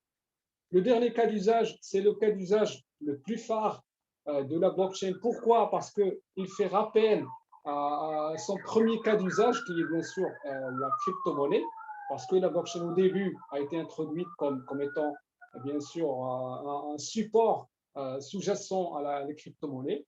Donc l'idée, c'est que la Chine actuellement travaille dans des étapes très avancées, ce n'est pas en mode vraiment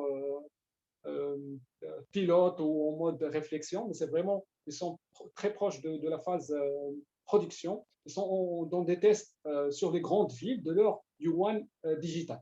Donc l'idée, c'est que la Banque centrale chinoise veut déployer et travaille avance à grands pas pour le déploiement d'une monnaie nationale sur blockchain, mais ça reste une CBDC, Central Bank Digital Currency, c'est-à-dire une monnaie qui est quand même contrôlée par une entité, dans ce cas, bien sûr, la Banque centrale chinoise. Et ici, je partage avec vous quelques graphes que j'ai tirés d'un rapport de la CIB, c'est-à-dire la Banque centrale des banques centrales, Bank of Settlement, de la BIS plutôt, c'est pas la CIB, et donc dans lequel elle présente l'intérêt croissant des banques centrales à travers quelques années 2018, 2019 et 2020, qui présentent c'est-à-dire la croissance d'intérêt des banques centrales dans ce sujet-là, la CBDC. Je crois que tout le monde a entendu parler récemment bien sûr, a entendu parler récemment de la commission qui a été lancée par Banque Maghreb pour étudier le projet d'une CBDC marocaine, parce que la CBDC, on va le voir dans le graphe suivant, apporte beaucoup bien sûr, d'avantages et de bénéfices, c'est-à-dire de profits. Et donc, l'idée, c'est que déjà, il faut faire juste un petit rappel. La CBDC vient en deux formats, c'est-à-dire plutôt deux formules. Il y a une CBDC de détail qui est utilisée normalement par la population. Et il y a une CBDC wholesale ou de gros qui est utilisée normalement par la Banque centrale avec les banques commerciales. Donc, ce graphe déjà tire bien sûr, ce graphe-là présente l'efficacité et la robustesse comme un avantage de haute importance pour les deux. Et déjà, il faut se rappeler que plusieurs systèmes de paiement de gros pour les banques centrales actuelles sont en fin de cycle de vie, chose qui rend bien sûr ces systèmes actuels propices à des erreurs. Aussi, la CBDC de détail peut avoir des effets positifs sur la stabilité financière. Ça le confirme ce rapport et le confirme aussi un dernier rapport de la BCE, la Banque centrale européenne, qui disent que voilà, la CBDC, c'est une technologie qui peut nous aider, bien sûr, à avoir une stabilité financière. Plus que ça, actuellement, et là, c'est aussi cité sur ce radar, Monetary Policy Implementation, c'est que la CBDC introduit un concept très intéressant. Elle est très différente de la monnaie scripturale, dans le sens où on a une monnaie qui peut être programmable, c'est-à-dire on peut lui appliquer des politiques d'usage. C'est-à-dire je peux programmer en quelque sorte cette monnaie-là, définir des règles de dépenses, de dépôt, d'épargne, etc., etc., etc. Bon, je ne vais pas rentrer dans les détails parce que moi, je ne suis pas un expert des politiques monétaires. Donc l'idée, c'est que même la Chine, ça c'est le premier objectif, c'est avoir une CBDC qu'elle contrôle dans le sens où il peut appliquer ses politiques monétaires sur, bien sûr, une CBDC de détail. Donc, comme j'ai dit, les deux CBDC présentent beaucoup d'avantages et tout le monde est actuellement en course pour les implémenter parce qu'il n'y a que des biens derrière. Bien sûr, il y a des risques, on va le voir après, mais comme j'ai dit, une CBDC basée sur la blockchain peut booster énormément l'innovation, chose qui malheureusement ne figure pas sur ce radar, parce que comme j'ai dit, une monnaie programmable qui peut être utilisée par l'économie, imaginez avec moi, peut être utilisée par les startups, peut être utilisée par les banques, peut être utilisée par n'importe quel acteur pour proposer des services davantage qui sont bâtis sur cette civilisation. Et donc, je vous remercie. Je passe la parole pour la partie opportunité à M. Saad. Merci, c'est Badr. Prenez un peu de souffle et un peu d'eau avant de continuer. Donc, si vous permettez. Oui, en fait, on va juste faire un transfert de partage. Voilà, parfait. OK. Ben, peut-être reprendre après cet exposé qui a essayé de démystifier autant que faire se peut pas mal de concepts fondamentaux. Je dirais que nous avons, en réfléchissant ensemble lors de la préparation de ce séminaire, de dire quels pouvaient être les leviers de croissance et les opportunités technologiques qui peuvent être mises en œuvre au Maroc et en Afrique en général. Et nous en avons identifié six catégories. La première tourne autour de la confiance, donc c'est-à-dire l'authentification, résolution des litiges, protection de consommateurs, protection des marques, des origines. Donc, c'est confiance et authentification. Un deuxième bloc qui est de l'efficience, donc rapidité, réduction des délais et par-delà les coûts. 3, une mobilisation de ressources humaines de qualité, donc montée en gamme, possibilité de réaliser des travaux au niveau de certaines entreprises technologiques marocaines, comme certaines ont déjà fait, donc dans de l'offshoring, dans des services à plus forte valeur ajoutée. Le quatrième point, c'est une interopérabilité locale et cross-border, transfrontière, sur les systèmes qui permet de fluidifier les échanges et sans aller trop dans la théorie. Donc, la fluidification des échanges et l'amélioration des coûts de transaction ont des impacts sur les produits intérieurs bruts des pays qui y participent. Enfin, deux autres plans, c'est le suivi, donc facilité de tracking et amélioration du travail des middle management qui souvent se dispersent et consomment beaucoup de temps dans des phases de vérification fastidieuses et donc l'évolution vers des tâches à plus haute valeur ajoutée. And last but not least, c'est de permettre une meilleure capillarité du système financier et donc participer à l'inclusion financière. Donc voilà un peu les 6 moteurs de croissance grâce à cela. Pour reprendre quelque chose qui nous est cher, qu'on a repris à plusieurs concepts, c'est que quelle pourrait être une roadmap, qu'est-ce qu'on pourrait faire? Eh bien, il y a un certain nombre d'ambitions à travers des partenariats publics-privés, des formations certifiantes, des proof of concept, c'est-à-dire le droit à l'expérimentation, du pilotage, une réforme des cadres juridiques et réglementaires,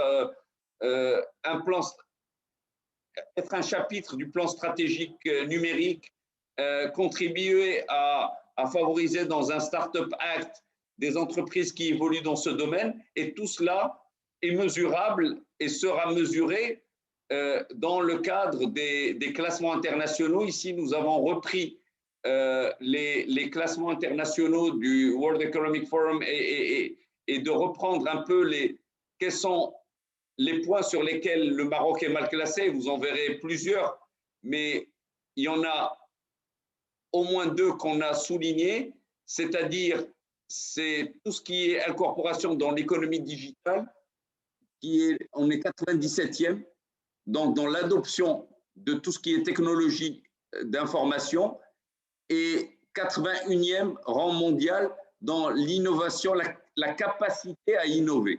Bien entendu, nous avons un problème de qualification qui est les skills, nous avons un problème de marché du travail où on est 119e, c'est en parallèle, mais disons par rapport à cette problématique technologique, pouvoir être à l'avant-garde et être un early adopter, donc une adoption, disons, précoce de ces technologies, permettrait de combler le gap sur l'adoption des technologies et sur la capacité d'innovation.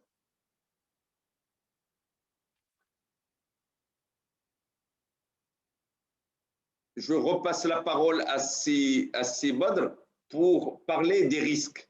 On se pose beaucoup de questions et j'ai vu passer dans le chat pas mal de questions sur les risques. Quels sont les risques, les principaux risques associés et comment peut-on y faire face?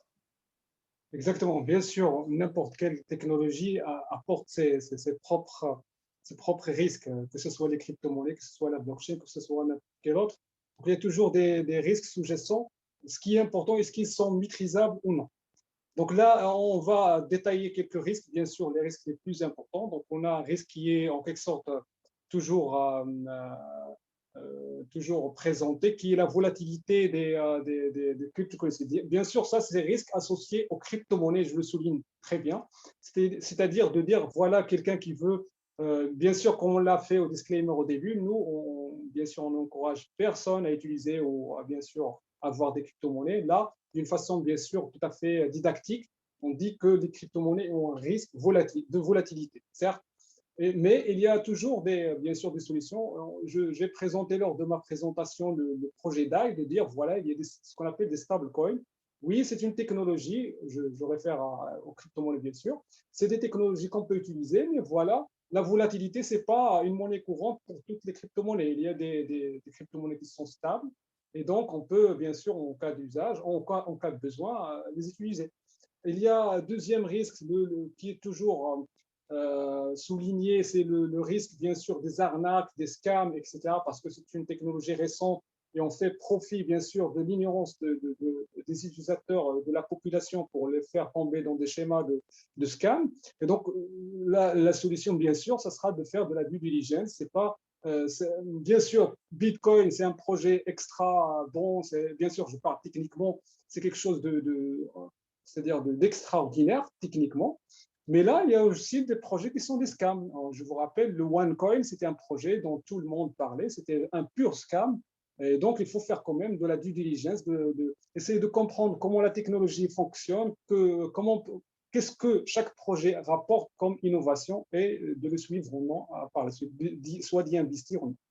Donc, le troisième risque, bien sûr, toujours associé aux crypto-monnaies, c'est toujours les problèmes de la sécurité informatique. On entend toujours en quelque sorte des news, des informations concernant des piratages de plateformes de crypto-monnaies, des pertes de coins surtout, que là, plutôt par exemple de clés privées, on entend des fois qu'une personne a perdu l'accès à ses propres fonds et que les fonds valent qui ayant une valeur vraiment très, très grande. Mais là, c'est juste comme pour toute technologie, même pour ma carte bancaire, il faut quand même faire recours à des moyens de protection. Donc, il y a des moyens actuellement dédiés aux crypto-monnaies, dédiés à la blockchain, c'est-à-dire de faire ce qu'on appelle le cloud storage, c'est-à-dire de faire la duplication de ces clés, de ces informations sensibles sur un stockage, ce qu'on appelle un stockage en froid, c'est-à-dire n'est pas connecté, même sur papier, parce que bien sûr, un clé privée, c'est juste un chiffre. Donc, il y a des mécanismes quand même, il faut s'éduquer et le connaître pour, bien sûr, l'utiliser. Les défaillances des plateformes, ça, c'est pour n'importe quelle technologie, donc il faut juste utiliser une plateforme quand même qui est résiliente, qui a prouvé sa résilience en quelque sorte. Le risque juridique, ça ne peut être résolu que par le fait de remplir ce vide. Donc, il n'y a pas vraiment de solution que de définir un cadre légal pour les crypto-monnaies, un cadre légal qui les définisse et un cadre légal, ou texte juridique plutôt, qui soit les interdit, soit les accepte. Ne pas laisser c'est-à-dire la situation comme aujourd'hui au Maroc, on est dans une situation grise, c'est-à-dire bien sûr c'est interdit, mais quand même ça reste, ça aurait être plus fondé, c'est-à-dire avec des textes bien clairs qui bien sûr définissent ce que c'est une crypto-monnaie et bien sûr légalement parlant, est-ce qu'ils sont acceptés ou non. Donc il faut remplir nécessairement ce vide juridique à mon avis. Il y a bien sûr le risque qui est toujours souligner le fait que ces crypto-monnaies sont utilisées pour des activités criminelles ou blanchissement d'argent. Toutes les monnaies déjà le sont. Ces activités étaient avant les crypto-monnaies et vont continuer après les crypto-monnaies. Donc, il faut plutôt faire un renforcement des règles de contrôle parce que les crypto-monnaies quand même restent un moyen intermédiaire. L'entrée est en dollars et en devises et la sortie est en dollars et en devises. Donc, il faut quand même renforcer les règles de contrôle de la monnaie classique et par conséquent, on va se débarrasser de ce problème, bien sûr, d'usage criminel, en quelque sorte, ou frauduleux des cryptocurrencies. Il y a un autre qui est plus technique, c'est-à-dire la scalabilité de ces systèmes. J'ai dit tout à l'heure que Bitcoin valide un bloc chaque 10 minutes. Pour certains, ça peut paraître quelque chose de très énorme. On est en train de valider à peu près 6 ou 5 à 7 transactions par seconde. Ça peut paraître à certains vraiment très long. Donc, il y a un problème de scalabilité. Mais en contrepartie, il y a des solutions qui font qu'on peut scaler quand on aura vraiment un besoin réel de scaler. C'est une chose qui est actuellement le cas. Donc, on peut utiliser des systèmes qui peuvent nous offrir une scalabilité fois 1000, voire 1 million. Donc, c'est-à-dire la scalabilité peut être résolue et elle est en cours d'être résolue par des mécanismes. Et il y a un dernier point qui est très important. Et bien sûr, c'est un des risques majeurs, c'est l'obsolescence des mécanismes cryptographiques suite à l'apparition des ordinateurs quantiques. Et donc ça peut être aussi mitigé par le fait qu'il y a actuellement des mécanismes de cryptographique post-quantum, c'est-à-dire qu'on peut soit implémenter dans Bitcoin ou dans toutes les crypto-monnaies. Il y a déjà des crypto-monnaies actuelles qui utilisent déjà ces mécanismes post-quantum, mais aussi même l'impact sur Bitcoin, ce n'est pas un impact imminent, c'est-à-dire c'est pas que le lendemain on va le casser, on va le mettre down, c'est-à-dire il y a quand même des mécanismes actuels dans Bitcoin qui sont implémentés qui peuvent nous donner un peu de temps pour réagir contre une apparition d'un ordinateur quantique.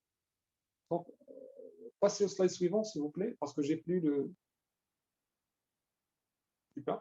Donc là, on va rebondir vers les risques associés à la blockchain. Donc, il y a quelqu'un qui peut dire, moi, j'ai rien à faire avec des crypto-monnaies, c'est pas mon business là. Je veux plutôt utiliser la technologie sous-jacente, comme les banques ou comme n'importe quel acteur. Moi, je suis intéressé dans la blockchain, je ne veux pas utiliser les cryptocurrencies. Quels sont les risques associés? Dans ce cas, on va lui répondre que déjà, c'est une technologie nouvelle en phase de maturité. J'ai dit tout à l'heure qu'on a commencé en 2009 et on est en 2021, donc c'est très récent comme technologie quand même, mais elle est en phase de maturité. Et donc, pour mitiger ce risque en quelque sorte, il faut adopter un plan de mise à niveau. C'est-à-dire, moi, je travaille avec la technologie, mais en parallèle, je prépare mes plans de mise à niveau. Si la technologie change, mon projet aussi change et évolue. Donc, il faut quand même le prévoir au début de n'importe quel projet. Et donc, c'est juste une gestion de risque classique pour n'importe quelle technologie récente. Deuxième risque, c'est un risque très important, c'est l'absence de cadre réglementaire pour la blockchain, bien sûr, mais plus pour les smart contracts. Parce que pour implémenter n'importe quel process, pour faire je sais pas, du cadastre, pour faire la gestion d'identité, on aura besoin d'une force probante pour les smart contracts. C'est comme le cas de la force probante des signatures électroniques. Donc, on doit avoir un texte en quelque sorte qui donne légal, qui donne une force probante au smart contract pour qu'on puisse, bien sûr, profiter au maximum de la puissance des smart contracts. Et donc, il faut savoir qu'actuellement, on n'a pas ce cadre légal. Et donc, il faut soit travailler pour le mettre et le réaliser, soit le mitiger en utilisant des outils, par exemple, existants. J'ai signalé, bien sûr, j'ai cité le fait de la signature électronique. Bien sûr, il y a d'autres textes de loi qu'on peut utiliser pour quand même avoir une force probante de notre projet dans des cas qui sont bien sûr, très sensibles. Il y a un troisième qui est l'interopérabilité limitée. Il faut savoir que, comme j'ai dit, les technologies blockchain, c'est des technologies récentes. Et quand même, on a de la balkanisation en quelque sorte. Des projets qui ne communiquent pas entre eux. Bitcoin ne communique pas avec Ethereum, Ethereum ne communique pas avec Hyperledger, etc.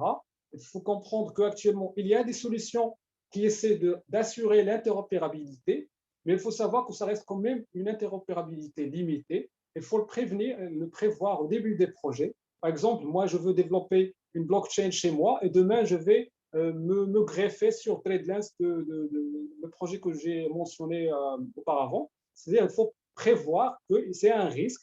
Il faut utiliser une technologie qui peut être un jour ou qui peut s'interopérer avec bien sûr cette autre blockchain dans un futur. Le quatrième, c'est un manque d'expertise technique. Donc, malheureusement, ce n'est pas lié au Maroc, mais à l'échelle internationale. C'est une technologie récente, donc l'expertise technique, même nous, que nous travaillons dans le domaine, pour nous, c'est très difficile de trouver quelqu'un de très bon en blockchain parce que ça nécessite de la cryptographie, de l'informatique. Quand même, ça nécessite un background qui est quand même lourd à acquérir pour un débutant. Donc, l'expertise, c'est quand même un peu… Donc, il faut miser sur bien sûr sur la formation et l'encouragement de la recherche. Et heureusement, cette année, il y avait une école, bien sûr, c'est mon école, l'IMPT, qui ont commencé un programme d'enseignement de la blockchain dans le cursus de l'ingénierie. C'est-à-dire, c'est un très bon cas d'usage. C'est-à-dire, il faut quand même changer les programmes dans le sens où on peut avoir dans la sortie des ingénieurs qui sont très capables, techniquement parlant, bien sûr, dans ce domaine, et bien sûr aussi des chercheurs. Heureusement, la recherche en blockchain au Maroc est en train de fleurir en quelque sorte, donc on a des projets de recherche dans ce sens. Le dernier, comme j'ai dit, c'est la scalabilité, parce que la blockchain, que ce soit pour la crypto-monnaie, que ce soit pour un usage simple, c'est-à-dire orienté business, c'est un problème. Mais comme j'ai dit, il y a toujours des solutions qui peuvent résoudre ce problème. C'est juste une question d'études et de prévention au préalable. Donc, passez, s'il vous plaît, au slide suivant. Donc là, c'est plutôt les risques liés à la non-adoption de la blockchain, parce que certains peuvent dire, oui, on peut laisser tomber.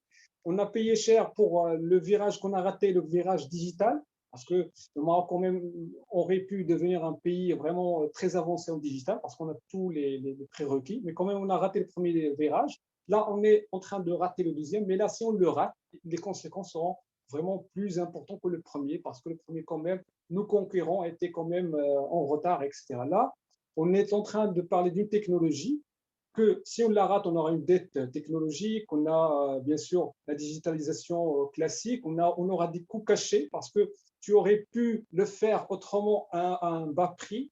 Ou aussi, on aura un problème qui est majeur, à mon avis, c'est le désavantage concurrentiel. Imaginez un jour, le lendemain, on a tous les pays concurrents au Maroc sont sur TradeLens, travaillent sur TradeLens. Je prends TradeLens juste par exemple comme exemple. On aura bien sûr d'autres. Donc l'idée, c'est que tu auras des concurrents qui sont sur la blockchain, qui sont prêts, qui sont en avance que toi, bien sûr, que ce soit sur l'automobile, que ce soit sur n'importe quel secteur. Ils vont faire tirer profit, bien sûr, ils vont tirer profit de cette technologie-là, rejoindre des projets, des initiatives à l'échelle internationale. Et donc, toi, si tu as vraiment raté ce virage-là, donc tu seras en désavantage et tu vas essayer de te rattraper après. Et donc, ça va venir à un coût très cher, surtout parce qu'il y aura vraiment peu de temps et on va investir plus de bien sûr, d'argent avec un risque qui est très élevé de succès. Chose bien sûr, on aime que ce scénario ne soit pas notre scénario, mais quand même, il faut prévoir qu'il ne faut pas rater ce virage de la blockchain parce qu'on va payer quand même. Ce n'est pas une décision, on n'a pas le luxe, c'est-à-dire de décider de soit rejoindre ou non. La technologie, c'est une technologie qui est en train de s'imposer. Il faut quand même rejoindre et mitiger les risques. Donc, je vous remercie. C'était mon dernier slide et j'attends les questions. Merci, Sibad. Peut-être rapidement faire une jonction avec des travaux qui ont été effectués par l'association et dont les conclusions ont été rendues au mois de mai 2020 pour le compte d'une mission qui était faite en coopération avec la Commission pour le nouveau modèle de développement. Et je rappelle qu'à l'époque, nous avions recommandé une mise à niveau des infrastructures technologiques et financières, et donc toujours pour aller dans un sens d'efficience et de baisse des coûts. Slide suivant, c'est juste pour rappel, s'il vous plaît, le 80, page suivante, s'il vous plaît. Donc, dans les financements, pouvoir faciliter l'accès grâce à une digitalisation totale. Donc, ça permet d'avoir de l'équité, de la transparence, de la rapidité et une meilleure compétition. Ensuite, la digitalisation de bout en bout à tous les niveaux, que ce soit dans le secteur public ou le secteur privé. Donc là, on a eu un exposé sur un des outils de la digitalisation et quelque chose qui peut être un enhancer, donc quelque chose qui peut être un accélérateur ou un catalyseur de tous ces objectifs tels que nous les avions définis. Donc sans plus tarder, je propose que nous passions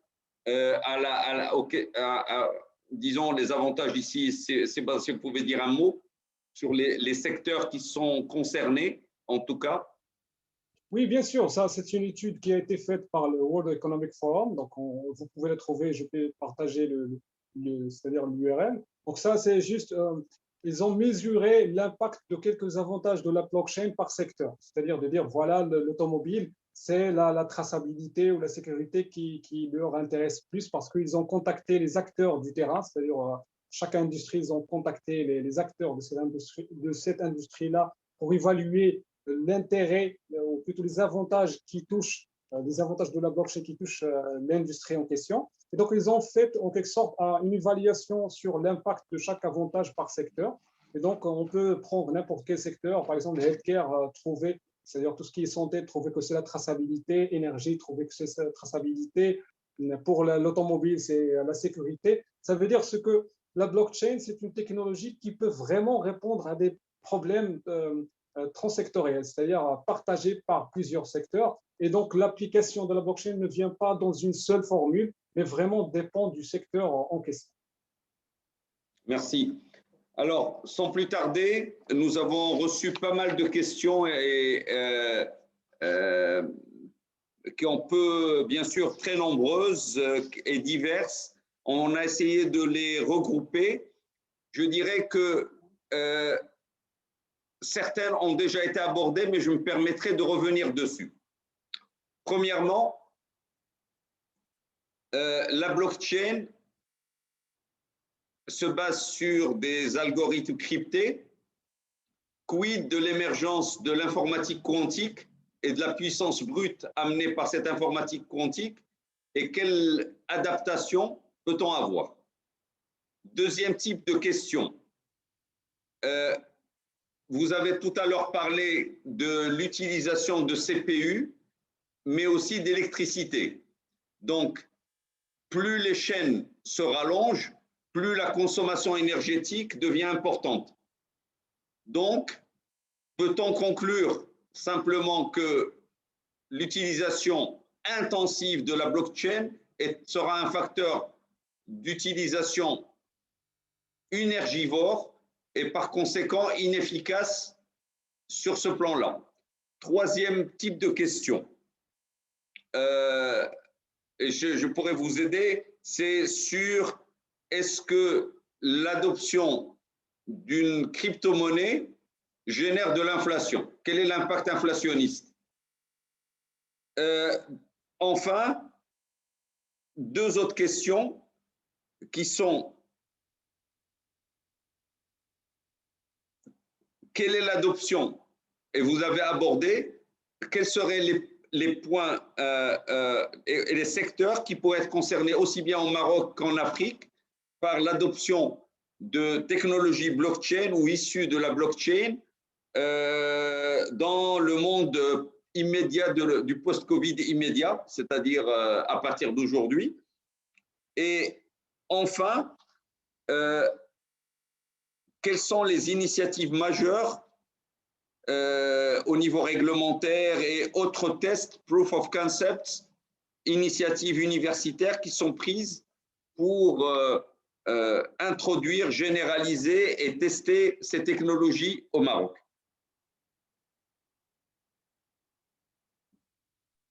Ok, d'accord. Donc, merci déjà pour cette classification des questions. Ça va aider quand même à répondre, au lieu de diverger entre les questions. Donc, déjà, on a le premier problème, c'est-à-dire de la problématique quantique, c'est-à-dire l'émergence des ordinateurs quantiques, certes, représente un problème pour la cryptographie, mais ce n'est pas une menace directe que pour la crypto-monnaie, mais c'est plutôt une menace pour la cryptographie en général. Donc, une fois on casse bien sûr, les schémas de cryptographie utilisés par la blockchain, ça nécessite qu'on a déjà cassé la cryptographie utilisée par Internet et utilisée par les banques, utilisée par le télécom, etc. C'est-à-dire, la question quand même, elle est orientée vers la cryptocurrency, mais doit s'orienter vers c'est-à-dire tout le paysage. C'est-à-dire, une fois on casse un système cryptographique, il est cassé partout, c'est-à-dire dans tout l'usage, ça veut dire dans tous les secteurs, etc. etc. Donc, juste une première introduction de dire, voilà, les ordinateurs quantiques, c'est une menace pour la cryptographie. Et la cryptographie est utilisée par tous les secteurs. Donc, si on la casse, les banquiers doivent, c'est-à-dire se soucier, les gens de télécom, etc. Mais aussi la cryptocurrency, parce qu'elle aussi utilise la cryptographie. Juste, je vais prendre, déjà, il y a deux, comme j'ai dit tout à l'heure, donc il y a deux types de cryptocurrency. Il y a ceux qui utilisent des mécanismes post-quantum, c'est-à-dire résistants bien sûr, théoriquement résistants, bien sûr, à être au cassage par des ordinateurs quantiques. Et il y a bien sûr d'autres qui mélangent entre des mécanismes qui sont post-quantum, qui sont résistants aux attaques quantum, et avec des schémas qui sont plutôt vulnérables. C'est le cas de Bitcoin. Bitcoin utilise des schémas qui sont théoriquement résistants aux attaques quantum, mais il y a des schémas, bien sûr, surtout pour tout ce qui est signature, qui sont vulnérables à l'attaque Bitcoin. Bitcoin, en quelque sorte, a prévu cette venue de ces ordinateurs quantiques et il a utilisé des mécanismes qui font qu'actuellement, il y a juste 20, ou plutôt le quart des fonds qui sont sur Bitcoin, sur les adresses ou les comptes Bitcoin en quelque sorte, sont vulnérables à une attaque par un ordinateur quantique, bien sûr, qui est très suprême, chose qui est très difficile à avoir parce qu'on est quand même sur des qubits qui sont très faibles actuellement. Mais bon, supposons qu'on a cet ordinateur quantique. Donc, qu'est-ce qu'on peut faire sur Bitcoin? Primo, soit faire un consensus pour migrer les schémas vulnérables vers des schémas post-quantum qui sont très résilients, qui sont existants, sauf qu'ils sont quand même difficiles à mettre en place.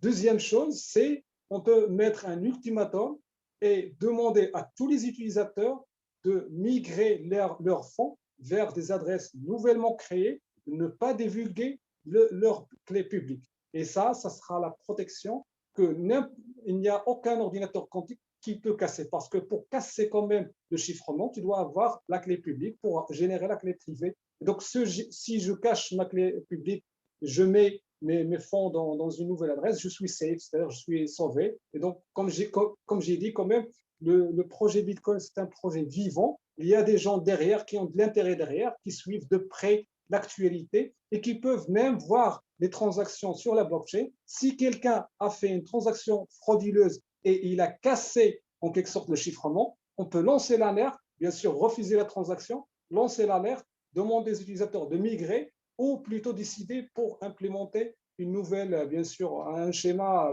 bien sûr, post-quantum qui est résilient. Donc ça, comme j'ai dit, c'est en quelque sorte un risque mitigé, mais on ne veut pas le résoudre maintenant parce que, comme j'ai dit, ça a des impacts sur la performance du réseau. Donc, c'est quand même, on attend le bon moment. Même Internet, comme j'ai dit, tout Internet est basé sur des protocoles cassables par le quantum, mais on ne migre pas maintenant parce que c'est coûteux, c'est quand même, ça a des répercussions sur l'infrastructure existante. Donc, la deuxième question, c'était l'usage des CPU de l'électricité. Juste pour clarifier un point, normalement, ce n'est pas l'augmentation d'usage sur le réseau Bitcoin qui va générer une augmentation de consommation électrique, mais c'est plutôt l'intérêt des validateurs dans le réseau pour rejoindre le réseau Bitcoin et miner des Bitcoins qui propulse la consommation électrique. C'est-à-dire, quelle qu'elle soit, il n'y a pas une dépendance entre le volume des transactions validées et la consommation électrique. Ce n'est pas une voiture, tu roules avec plus de vitesse, tu consommes plus de carburant. Là, c'est l'inverse. C'est-à-dire, on a des gens qui s'intéressent à miner, c'est comme l'or, tu auras un impact sur l'environnement s'il y a plus de gens qui veulent miner de l'or. Et donc, s'il y a plus de validateurs, parce que Bitcoin monte en valeur, je ne sais pas quelle est, mais déjà, comme j'ai dit, ça devient très coûteux pour le miner. Donc, à un certain niveau, on va se stabiliser sur une consommation maximale électrique. Et je rappelle un autre point qui est très intéressant, c'est que la majorité de l'électricité utilisée en Bitcoin, c'est une énergie verte générée en Chine par une énergie hydraulique. C'est-à-dire, il faut quand même il y a des études. Le problème, c'est qu'il y a plus de médiatisation des rapports qui soupçonnent Bitcoin d'être énergivore ou avoir un impact sur l'environnement et font passer plutôt les rapports qui disent l'inverse. C'est comme l'impact de 5G, je ne sais pas, sur le cerveau. Il y a toujours des gens qui vont te dire c'est très néfaste, c'est dangereux, et des gens non. Donc, les chiffres quand même, ils ne sont pas très fiables.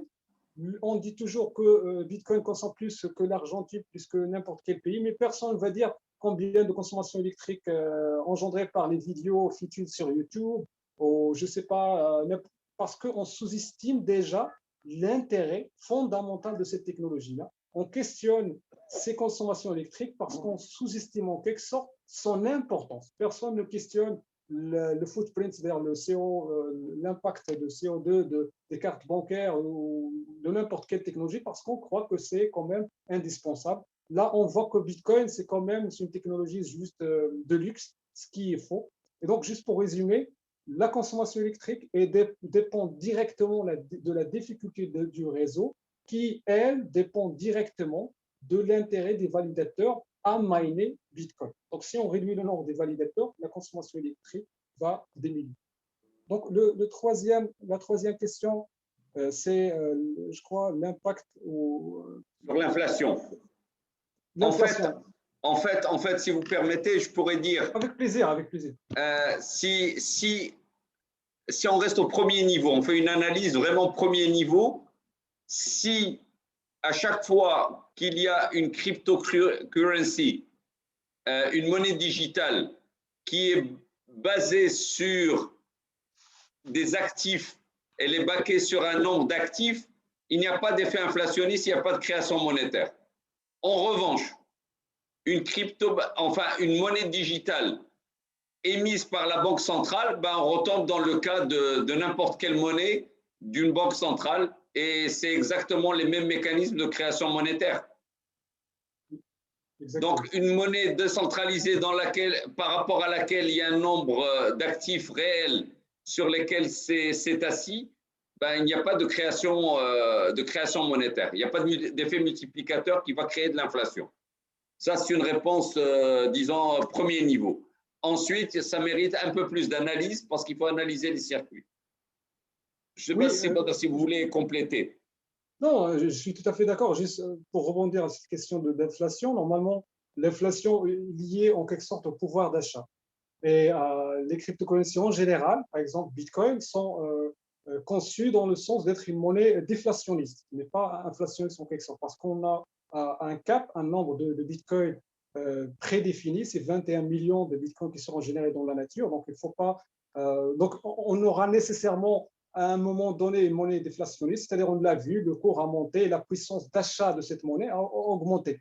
Pour les autres cryptocurrencies, bien sûr, c'est le marché en quelque sorte qui va définir leur valeur. Et c'est ça déjà le problème de Bitcoin, c'est qu'actuellement, personne sur Terre ne peut te dire quelle est la valeur exacte d'un Bitcoin, c'est-à-dire quelle est la valeur logique. Est-ce que c'est $1, c'est $1 million?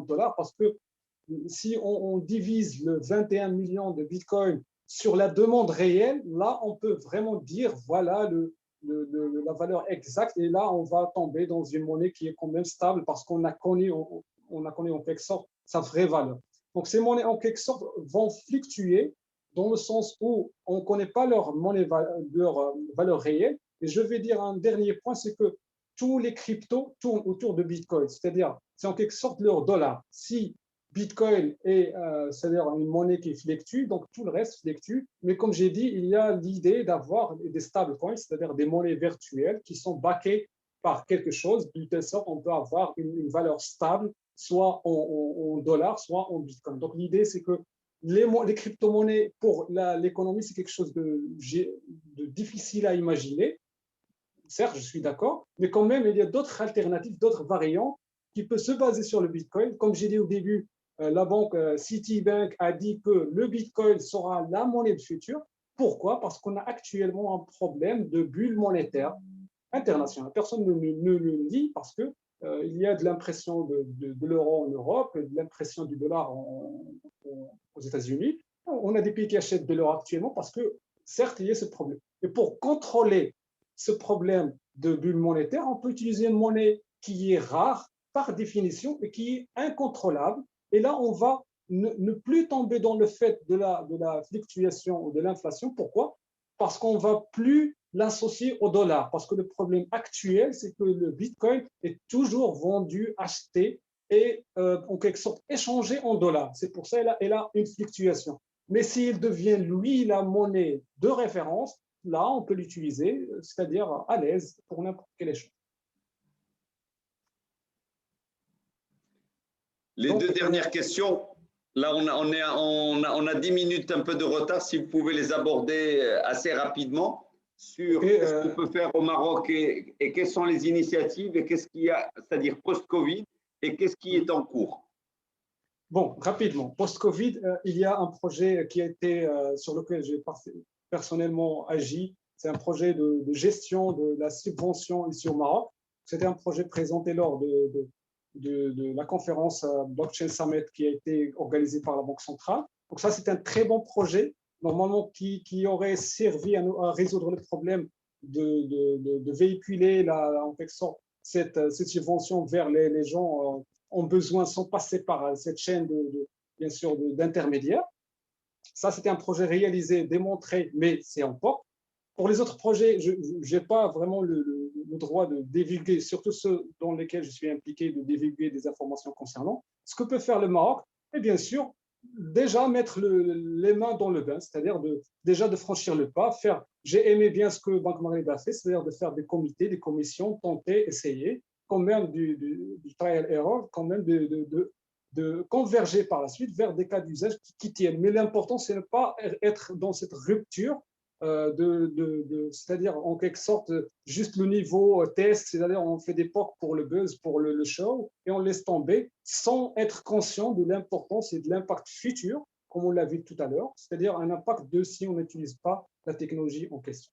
La dernière question, c'était, est-ce que vous pouvez me rappeler si c'est c'est-à-dire post-Covid, c'est-à-dire dans le cadre, c'est-à-dire les mesures d'accompagnement, est-ce qu'il y a des choses qui viennent au niveau du cadre réglementaire, des initiatives d'accompagnement pour faciliter l'adoption éventuelle de ces technologies? Bon, normalement, la blockchain aurait figuré dans le plan digital du Maroc. À ma connaissance, elle ne figure pas.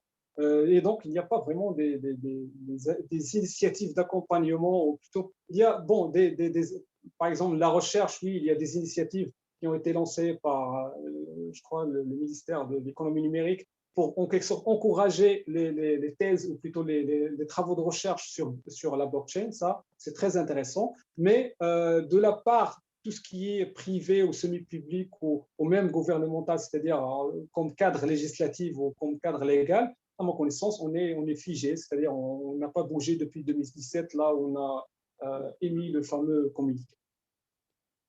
Merci, Sebadr. Donc, je pense qu'on a pris un peu quelques 2 heures, mais en fonction du démarrage effectif, nous sommes encore dans le timing. Donc, sans plus tarder, je passe la parole à Younes et Saïd pour les mots de clôture. Tout d'abord, un grand merci à notre conférencier Sebadr qui a vraiment fait un effort de simplification et aussi quand même pour le public aujourd'hui qui est mixé entre des débutants mais aussi des personnes confirmées et expertes qui a présenté aussi des concepts avancés. Un grand merci à CICED pour ces synthèses et ces mots qui ont parlé et qui ont imprimé ces concepts. On a travaillé avec Sebadr sur quelques références qui sont disponibles ici, des références pour débutants, notamment tout ce qui a pu être fait chez IBM, des références aussi un peu plus complexes, je dirais, pour s'accrocher à ces références. Regardez les liens en bas de la slide. C'est qu'il y a il y a des multitudes de use cases qui sont à l'international, des idées, des applications. Donc, essayez de vous approprier ces concepts pour les utiliser dans vos écosystèmes à bon escient. Voilà, c'est ça un peu le message de cette slide. Il y a bien sûr beaucoup plus d'informations disponibles sur le net et aussi approfondies avec des experts. Ça, c'est quelques éléments, mais c'est un plaisir aussi dans le cadre de l'association de pouvoir continuer l'échange en ad hoc. Donc, je laisse la parole à Si Saïd pour le mot de clôture final.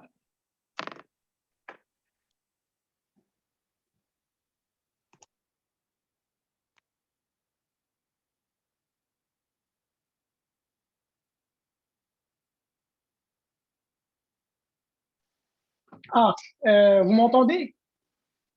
J'avais un problème avec mon micro, désolé. Donc, bon. juste pour… Ah oui, excusez-moi, j'avais un problème avec mon micro. Donc, juste pour dire que le débat était très passionnant. Moi, j'ai une mesure dans ce genre de conférence. Je regarde le taux d'assiduité et nous étions sur un taux d'assiduité supérieur à 80% entre le début de la conférence et la fin. C'est dire combien le sujet est passionnant et intéressant et combien les conférenciers arrivent à capter l'attention des gens qui étaient présents. Donc, encore une fois, bravo. C'est Badr, bravo, c'est Saad et c'est Younes. Je sais combien de temps ça vous a pris pour préparer cette conférence de très haute voltige, de très bonne qualité. Je retiens que le sujet est intéressant et j'invite notre commission entrepreneuriat à ne pas le perdre de vue et à essayer de voir comment on peut attirer dans le travail qu'on va faire dans le cadre de la commission entrepreneuriat pour encourager l'investissement, notamment dans le digital et dans les nouvelles technologies. Comment est-ce que ce sujet peut intéresser des jeunes entrepreneurs marocains? Donc, on va travailler là-dessus. Bien sûr, je remercie les participants qui ont voulu se joindre à nous. Je remercie les organisateurs, le bureau. Je remercie notre camarade Jalal de nous avoir prêté le Zoom de la CGM pour cette conférence. Alors, je vous donne tout de suite rendez-vous pour le 6 avril 2021 pour notre prochain webinaire qui va être consacré à l'industrie sucrière et qui sera animé par notre camarade Si Mohamed Fikret, président directeur général de la Cause du Mar. Et de toute façon, vous recevrez les invitations par mail et sur le groupe WhatsApp. Et je vous invite aussi à nous suivre sur les réseaux sociaux, notamment sur notre page LinkedIn. Et au plaisir de vous retrouver très bientôt, Inch'Allah. Sur ce, je vous souhaite une bonne soirée et on se revoit au mois d'avril, Inch'Allah. Et à très bientôt.